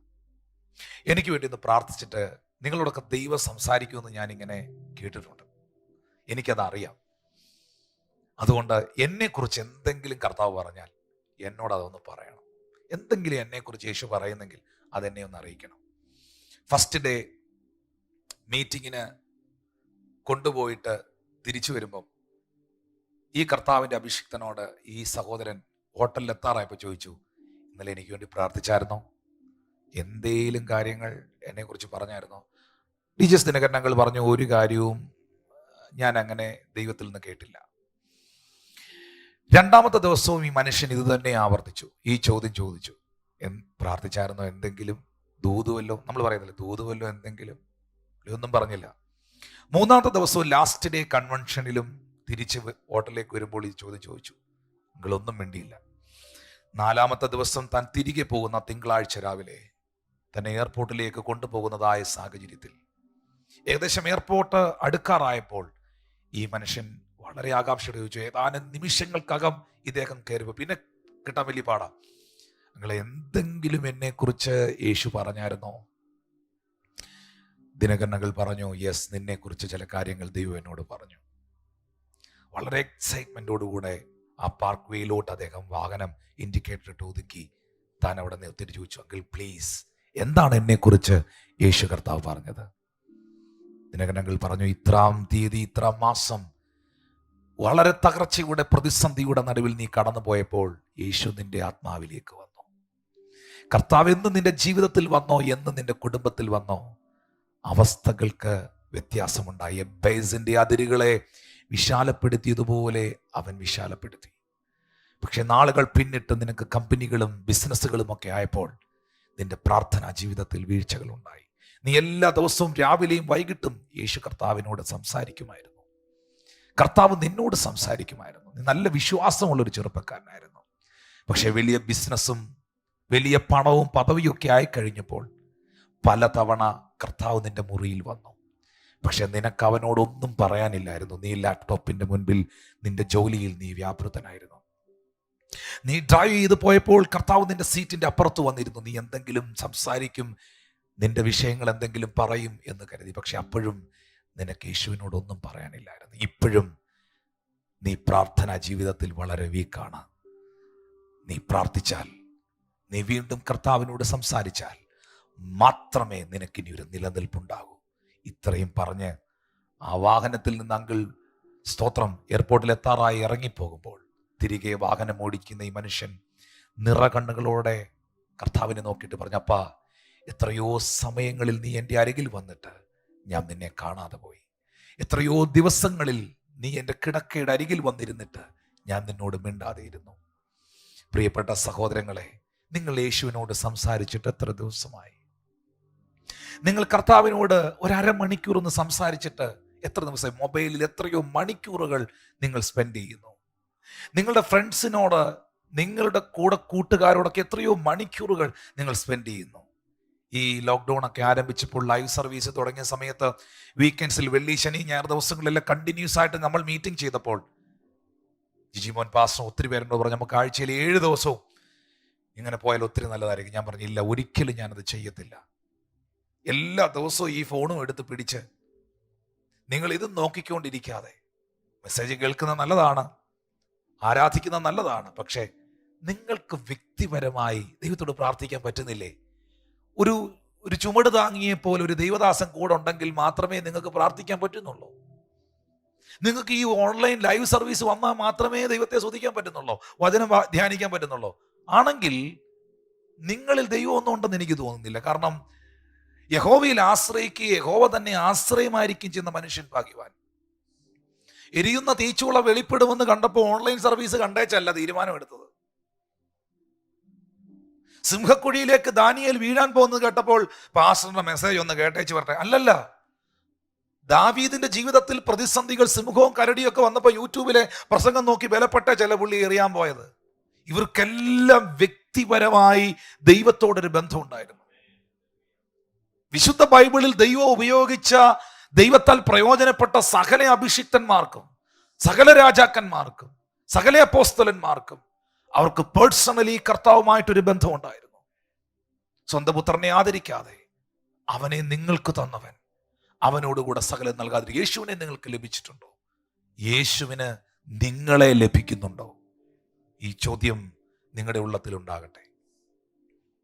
മൂന്നാമതായി പൗലോസ് ചോദിക്കുന്ന ചോദ്യം, ദൈവം തിരഞ്ഞെടുത്തവരെ ആര് കുറ്റം ചുമത്തും? ഞാൻ ആ വിഷയത്തിലോട്ട് പോകുന്നില്ല. ദൈവം തിരഞ്ഞെടുത്തൊരു വ്യക്തിയെ ആര് കുറ്റം ചുമത്തും? നിങ്ങളുടെ നാവ് കുറ്റം പറയുന്ന നാവുകളാകരുത്. നിങ്ങളുടെ നാവ് പരിഹാസത്തിന്റെ നാവുകളാകരുത്. ദൈവം തിരഞ്ഞെടുത്തവരെ, എസ്പെഷ്യലി ദൈവം തിരഞ്ഞെടുത്തവരെ നിങ്ങൾ കുറ്റം വിധിക്കുന്നവർ ആകരുത്. നീതീകരിക്കുന്നവൻ ദൈവം, ശിക്ഷ വിധിക്കുന്നവനാർ. യേശുക്രിസ്തുവിലുള്ള വിശ്വാസത്താൽ സർവശക്തനാകുന്ന ദൈവം നിങ്ങളുടെ പാപങ്ങളെ ക്ഷമിച്ച് നിങ്ങളെ നീതീകരിച്ചിരിക്കുന്നെങ്കിൽ നിങ്ങളെ ആർക്ക് കുറ്റം വിധിക്കാൻ കഴിയും? ഈ ഒരു ബോധ്യത്തിൽ, ആ നീതിയുടെ ബോധ്യത്തിൽ നിങ്ങൾക്ക് ജീവിക്കാൻ കഴിയണം. ഹല്ലേലൂയ. എന്താണ് നീതീകരണം? റോമർ 3:24, 25, 26 വാക്യങ്ങളിൽ പൗലോസ് അപ്പോസ്തലൻ പറയുന്നു. ആ വാക്യം ഒന്ന് വായിക്കാം. ഒരു വ്യത്യാസവുമില്ല, എല്ലാവരും പാപം ചെയ്ത് ദൈവ തേജസ് ഇല്ലാത്തവരായി തീർന്നു. അവന്റെ കൃപയാൽ ക്രിസ്തു യേശുവിലെ വീണ്ടെടുപ്പ് മൂലം സൗജന്യമായി അത്രേ നീതീകരിക്കപ്പെടുന്നത്. വിശ്വസിക്കുന്നവർക്ക് അവൻ തന്റെ രക്തം മൂലം പ്രായശ്ചിത്തമാകുവാൻ ദൈവം അവനെ പരസ്യമായി നിർത്തിയിരിക്കുന്നു. ദൈവം തന്റെ പൊറുമയിൽ മുൻകഴിഞ്ഞ പാപങ്ങളെ ശിക്ഷിക്കാതെ വിടുക നിമിത്തം തന്റെ നീതിയെ പ്രദർശിപ്പിപ്പാൻ താൻ നീതിമാനും യേശുവിൽ വിശ്വസിക്കുന്നവനെ നീതീകരിക്കുന്നവനും ആകേണ്ടതിന് ഇക്കാലത്ത് തന്റെ നീതിയെ പ്രദർശിപ്പിപ്പാൻ. എന്താണ് ദൈവത്തിന്റെ നീതീകരണം? താൻ നീതിമാനും യേശു ക്രിസ്തു നീതിമാനും തന്നിൽ വിശ്വസിക്കുന്നവരെ അവൻ നീതീകരിക്കുന്നവനുമാകുന്നു. ഒരു വ്യക്തി യേശു കർത്താവിൽ വിശ്വസിക്കുമ്പോൾ, അവൻ ക്രിസ്തുവിലായിത്തീരുമ്പോൾ, സ്വർഗസ്ഥനായ പിതാവ് അവനെ നീതിമാനായി പ്രഖ്യാപിക്കുന്നു. അവനെ നീതീകരിച്ച് വിശുദ്ധീകരിച്ച് തൻ്റേതാക്കി തീർക്കുന്നു. താൻ നീതിമാനും തന്നിൽ വിശ്വസിക്കുന്നവരെ നീതീകരിക്കുന്നവനും ആകുന്നു. അങ്ങനെയാണെങ്കിൽ പൗലോസ് ചോദിക്കുന്നു, നീതീകരിക്കുന്നവൻ ദൈവം, ശിക്ഷ വിധിക്കുന്നവനാർ?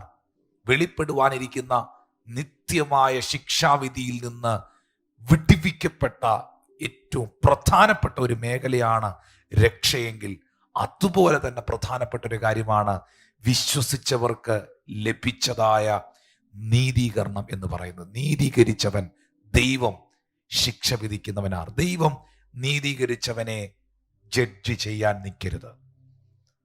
ദൈവം വിളിച്ചവനെ കുറ്റം പറയുന്ന നാവുകളായി തീരരുത്. ഇതെല്ലാം പൗലോസ് നമ്മളോട് ചോദിക്കുന്ന ചോദ്യമാണ്. നമ്മൾ അങ്ങനെയുള്ളവരാണോ? അഞ്ചാമതായി, ഫൈനലി പൗലോസ് ചോദിക്കുകയാണ്, ക്രിസ്തുവിന്റെ സ്നേഹത്തിൽ നിന്ന് നമ്മളെ വേർപിരിക്കുന്നത് ആര്? എന്തൊക്കെ ചോദ്യങ്ങൾ ചോദിച്ചിട്ടാണ് പൗലോസ് പറയുന്നത്? ഒന്ന്, ഈ ദൈവം നമുക്ക് അനുകൂലമെങ്കിൽ പ്രതികൂലമാര്? ഒന്നുമില്ലായ്മയുടെ നടുവിൽ നമ്മെ എല്ലാമാക്കി തീർക്കുന്ന ദൈവത്തിന്റെ അനുകൂലത നാം അനുഭവിച്ചവരാണ്. സർവശക്തനാകുന്ന ദൈവപുത്രനാകുന്ന യേശു ക്രിസ്തുവിനെ പിതാവായ ദൈവം നിങ്ങൾക്ക് തരാൻ മടിക്കാതിരുന്നവനാണ്. 3, ലോകം മുഴുവൻ നിങ്ങളെ കുറ്റം പറയുമ്പോഴും ദൈവം നിങ്ങളെ കുറ്റപ്പെടുത്താതെ നിന്നെ കുറ്റബോധത്തിൽ നിന്നും തിരഞ്ഞെടുത്തവനാണ്. ലോകം മുഴുവൻ നിങ്ങൾക്ക് ശിക്ഷ വിധിക്കുവാൻ നിൽക്കുമ്പോൾ വെളിപ്പെടുവാനുള്ള ശിക്ഷാവിധിയിൽ നിന്നും ഈ കർത്താവ് നിങ്ങളെ രക്ഷിച്ചവനാണ്. ഈ സ്നേഹത്തിൽ നിന്നും നിങ്ങളെ വേർപിരിക്കുന്നത് ആരാണ്? യഥാർത്ഥമായും ഇന്ന് ഈ മെസ്സേജ് കേൾക്കുന്ന ദൈവപൈതലെ, കർത്താവ് നിങ്ങളെ സ്നേഹിച്ചിരിക്കുന്നു എന്ന ബോധ്യം നിങ്ങളുടെ ഉള്ളത്തിൽ ഉണ്ടാകട്ടെ. ഈ ക്രിസ്തുവിന്റെ സ്നേഹത്തിൽ നിന്നും എന്നെ വേർപിരിക്കുന്നത് ആര്? കഷ്ടതയോ, സങ്കടമോ, ഉപദ്രവമോ, പട്ടിണിയോ, നഗ്നതയോ, ആപത്തോ, വാളോ, നമുക്ക് വേണേ പറയാം COVID-19, മഹാമാരിയോ, തൊഴിലില്ലായ്മയോ, ദാരിദ്ര്യമോ, എന്താണ് എൻ്റെ കർത്താവിൻ്റെ സ്നേഹത്തിൽ നിന്ന് എന്നെ വേർപിരിക്കുന്നത്? പൗലോസ് 38 വാക്യത്തിൽ പറയുന്നു, മരണത്തിനോ ജീവനോ ദൂതന്മാർക്കോ വാഴ്ചയ്ക്കോ അധികാരങ്ങൾക്കോ, ഇപ്പോഴുള്ളതിനോ ഇനിയിപ്പം വരാനുള്ളതിനോ ഉയരത്തിനോ ആഴത്തിനോ മറ്റ് യാതൊരു സൃഷ്ടിക്കോ നമ്മുടെ കർത്താവായ യേശു ക്രിസ്തുവിലുള്ള ദൈവസ്നേഹത്തിൽ നിന്ന് നമ്മെ വേർപിരിക്കാൻ കഴിയത്തില്ലെന്ന് ഉറച്ചിരിക്കുന്നു. ഒന്നിലും നിങ്ങളെ വേർപിരിക്കാൻ കഴിയാത്ത ഒരു അറ്റാച്ച്മെന്റ്, ഒരു സ്നേഹം യേശുവുമായിട്ടുണ്ടാകണം. കടഭാരമാണോ, രോഗമാണോ, നിന്ദയാണോ, കഷ്ടതയാണോ, ഞാൻ വീണ്ടും ഇന്നത്തെ സർവീസിൽ നിങ്ങളോട് എടുത്തു പറയുന്നു, ആ കർത്താവിൻ്റെ പാദത്തോട് നിങ്ങൾ ചേർന്നിരിക്കണം. അവൻ്റെ തിരുമുഖത്തിൽ നിങ്ങൾ നോക്കി ജീവിക്കുന്നവരായിരിക്കണം. ഹല്ലേലൂയ. എന്നെ കേൾക്കുന്ന സഹോദരങ്ങളെ, കഷ്ടതയ്ക്കും പട്ടിണിക്കും ആപത്തിനും വാളിനും വന്നതിനും വരുവാനുള്ളതിനും ഉയരത്തിനും താഴ്ചയ്ക്കും യാതൊന്നിനും ഈ സ്നേഹത്തിൽ നിന്ന് എന്നെ വേർപിരിക്കാൻ പറ്റത്തില്ല. ഒരു ഉദാഹരണം പോലെ പറഞ്ഞാൽ, എങ്ങനെ വേർപിരിക്കാൻ പറ്റില്ലെന്ന് പറഞ്ഞാൽ, ചായ ഉണ്ടാക്കുന്ന സമയത്ത് വെള്ളത്തിനകത്ത് തേയിലപ്പൊടി ഇടും. തേയില വെള്ളത്തിൽ വീണ് മിനിറ്റുകൾക്കകത്ത് വെള്ളത്തിൻ്റെ കളറങ്ങ് മാറും. പാലൊഴിക്കും, ഷുഗർ ചേർക്കും. ഞാനൊരു കാര്യം ചോദിക്കട്ടെ, ഇത് ചായ ആയി കഴിഞ്ഞാൽ പിന്നെ നിങ്ങൾക്ക് ഇതിനകത്ത് നിന്ന് തേയിലയെ സെപ്പറേറ്റ് ആക്കാമോ?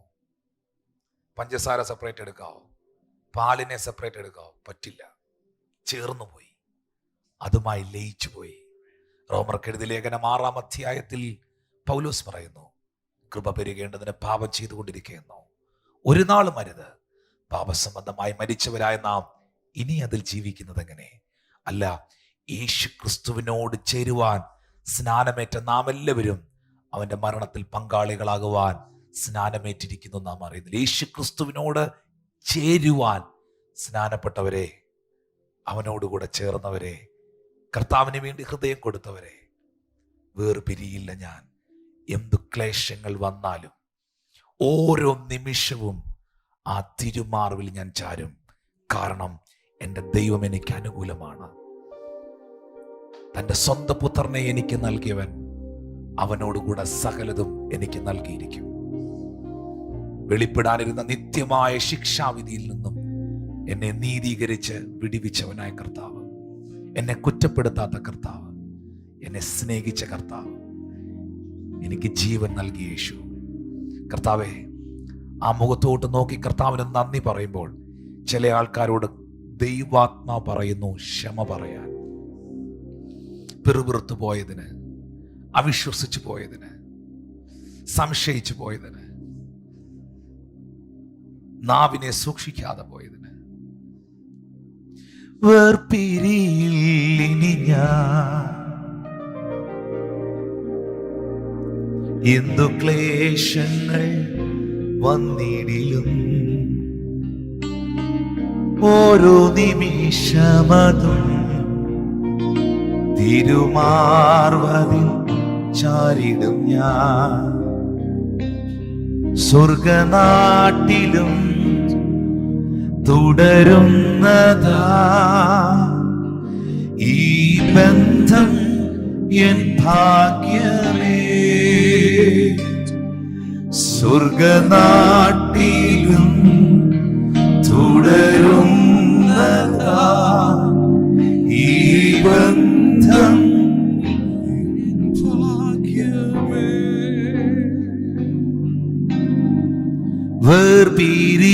വേർപിരിയില്ലിനി ഞാൻ എന്തു ക്ലേശങ്ങൾ വന്നിടിലും, ഓരോ നിമിഷമതും ഹല്ലേലൂയ തിരുമാർവതിൽ ചാരിടും ഞാൻ. സ്വർഗനാട്ടിലും തുടരുന്നതാ ഈ ബന്ധം എൻ ഭാഗ്യമേ. സ്വർഗനാട്ടിലും തുടരുന്നതാ ഈ ബന്ധം എൻ ഭാഗ്യമേ.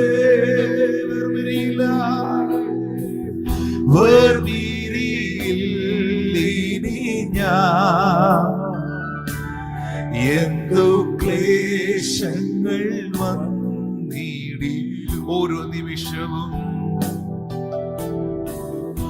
ഓരോ നിമിഷമതും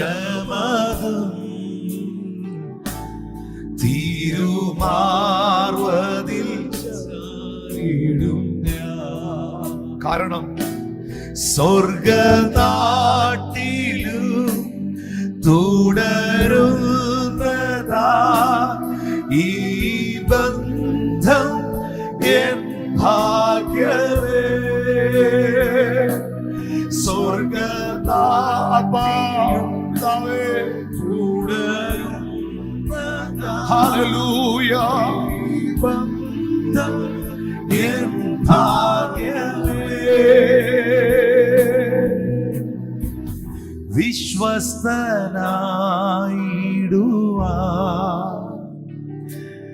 നിൻ കരങ്ങളിൽ നൽകിയിടുന്നു.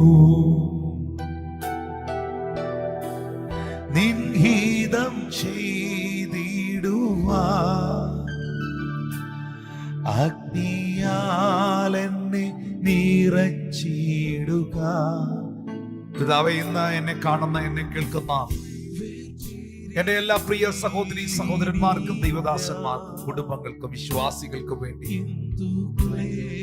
ജീവിതത്തിന്റെ വ്യത്യസ്തമായ സാഹചര്യങ്ങളിലൂടെ കടന്നു പോകുന്ന എല്ലാ പ്രിയപ്പെട്ടവർക്കും വേണ്ടി ഞാൻ അങ്ങയോട് പ്രാർത്ഥിക്കുന്ന കർത്താവേ, അവിടുത്തെ കരങ്ങളിലേക്ക് നൽകിത്തരുന്നു. ദൈവം ഞങ്ങൾക്ക് അനുകൂലമെങ്കിൽ പ്രതികൂലമാര് കർത്താവേ, ഓരോ നിമിഷവും നിന്റെ അനുകൂലത, നിന്റെ കരുണ, നിന്റെ ഫേവർ ഞങ്ങൾ അനുഭവിക്കുന്ന കർത്താവേ, ആ അനുകൂലതയ്ക്കായി ഞങ്ങൾ അങ്ങേക്ക് സ്തോത്രം ചെയ്യുന്നു. അവിടുത്തെ ഏകപുത്രനെ ഞങ്ങൾക്ക് വേണ്ടി നൽകിയ കർത്താവേ, യേശുവിനോട് കൂടെ അവിടുന്ന് ഞങ്ങൾക്ക് സകലത നൽകാതിരിക്കുമോ? ഞങ്ങളെ കുറ്റബോധത്തിൽ നിന്ന് വിടുവിച്ച് ഞങ്ങളെ നീതീകരിച്ച കർത്താവേ, നിന്റെ വിശ്വസ്തതയ്ക്കായി ഞങ്ങൾ സ്തോത്രം ചെയ്യുന്നു. നിന്റെ സ്നേഹത്തിന്റെ ആഴത്തെ, ഉയരത്തെ, വീതിയെ വ്യക്തിപരമായി തിരിച്ചറിഞ്ഞ ഞങ്ങൾ ഓരോരുത്തരും ആ സ്നേഹത്തിൽ നിന്ന് തെല്ലും മാറിപ്പോകാതെ ആ സ്നേഹത്തിൽ നിന്ന് വളരുവാൻ, ആ ദൈവ സ്നേഹത്തെ ലോകത്തിന് കൊടുക്കുവാൻ പരിശുദ്ധാത്മാവ് ഞങ്ങൾക്ക് കൃപ തരണമേ എന്ന് പ്രാർത്ഥിക്കുന്നു. എന്നെ കാണുന്ന, എന്നെ കേൾക്കുന്ന എല്ലാ പ്രിയ സഹോദരി സഹോദരന്മാരെയും ദൈവമക്കളെയും പിതൃപുത്ര പരിശുദ്ധാത്മാവാം ത്രിയേക ദൈവനാമത്തിൽ ഞാൻ അനുഗ്രഹിച്ചു പ്രാർത്ഥിക്കുന്നു. അവിടുന്ന് പ്രാർത്ഥന കേട്ടതിനായി സ്തോത്രം, യേശുവിൻ നാമത്തിൽ തന്നെ ആമേൻ. നമുക്ക് ചേർന്ന് പാടാം.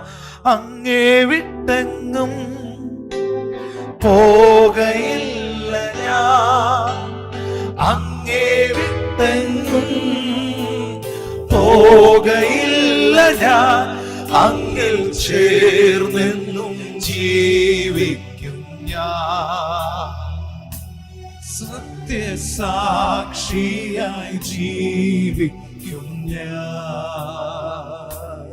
ഓ, അങ്ങേ വിട്ടെങ്ങും പോകയില്ല ഞാൻ, അങ്ങേ വിട്ടെങ്ങും പോകയില്ല ഞാൻ, അങ്ങിൽ ചേർന്നെന്നും ജീവിക്കും ഞാൻ, സത്യസാക്ഷിയായി ജീവിക്കും ഞാൻ, അങ്ങിൽ ചേർന്നെന്നും ജീവിക്കും ഞാൻ, സത്യസാക്ഷിയായി ജീവിക്കും ഞാൻ.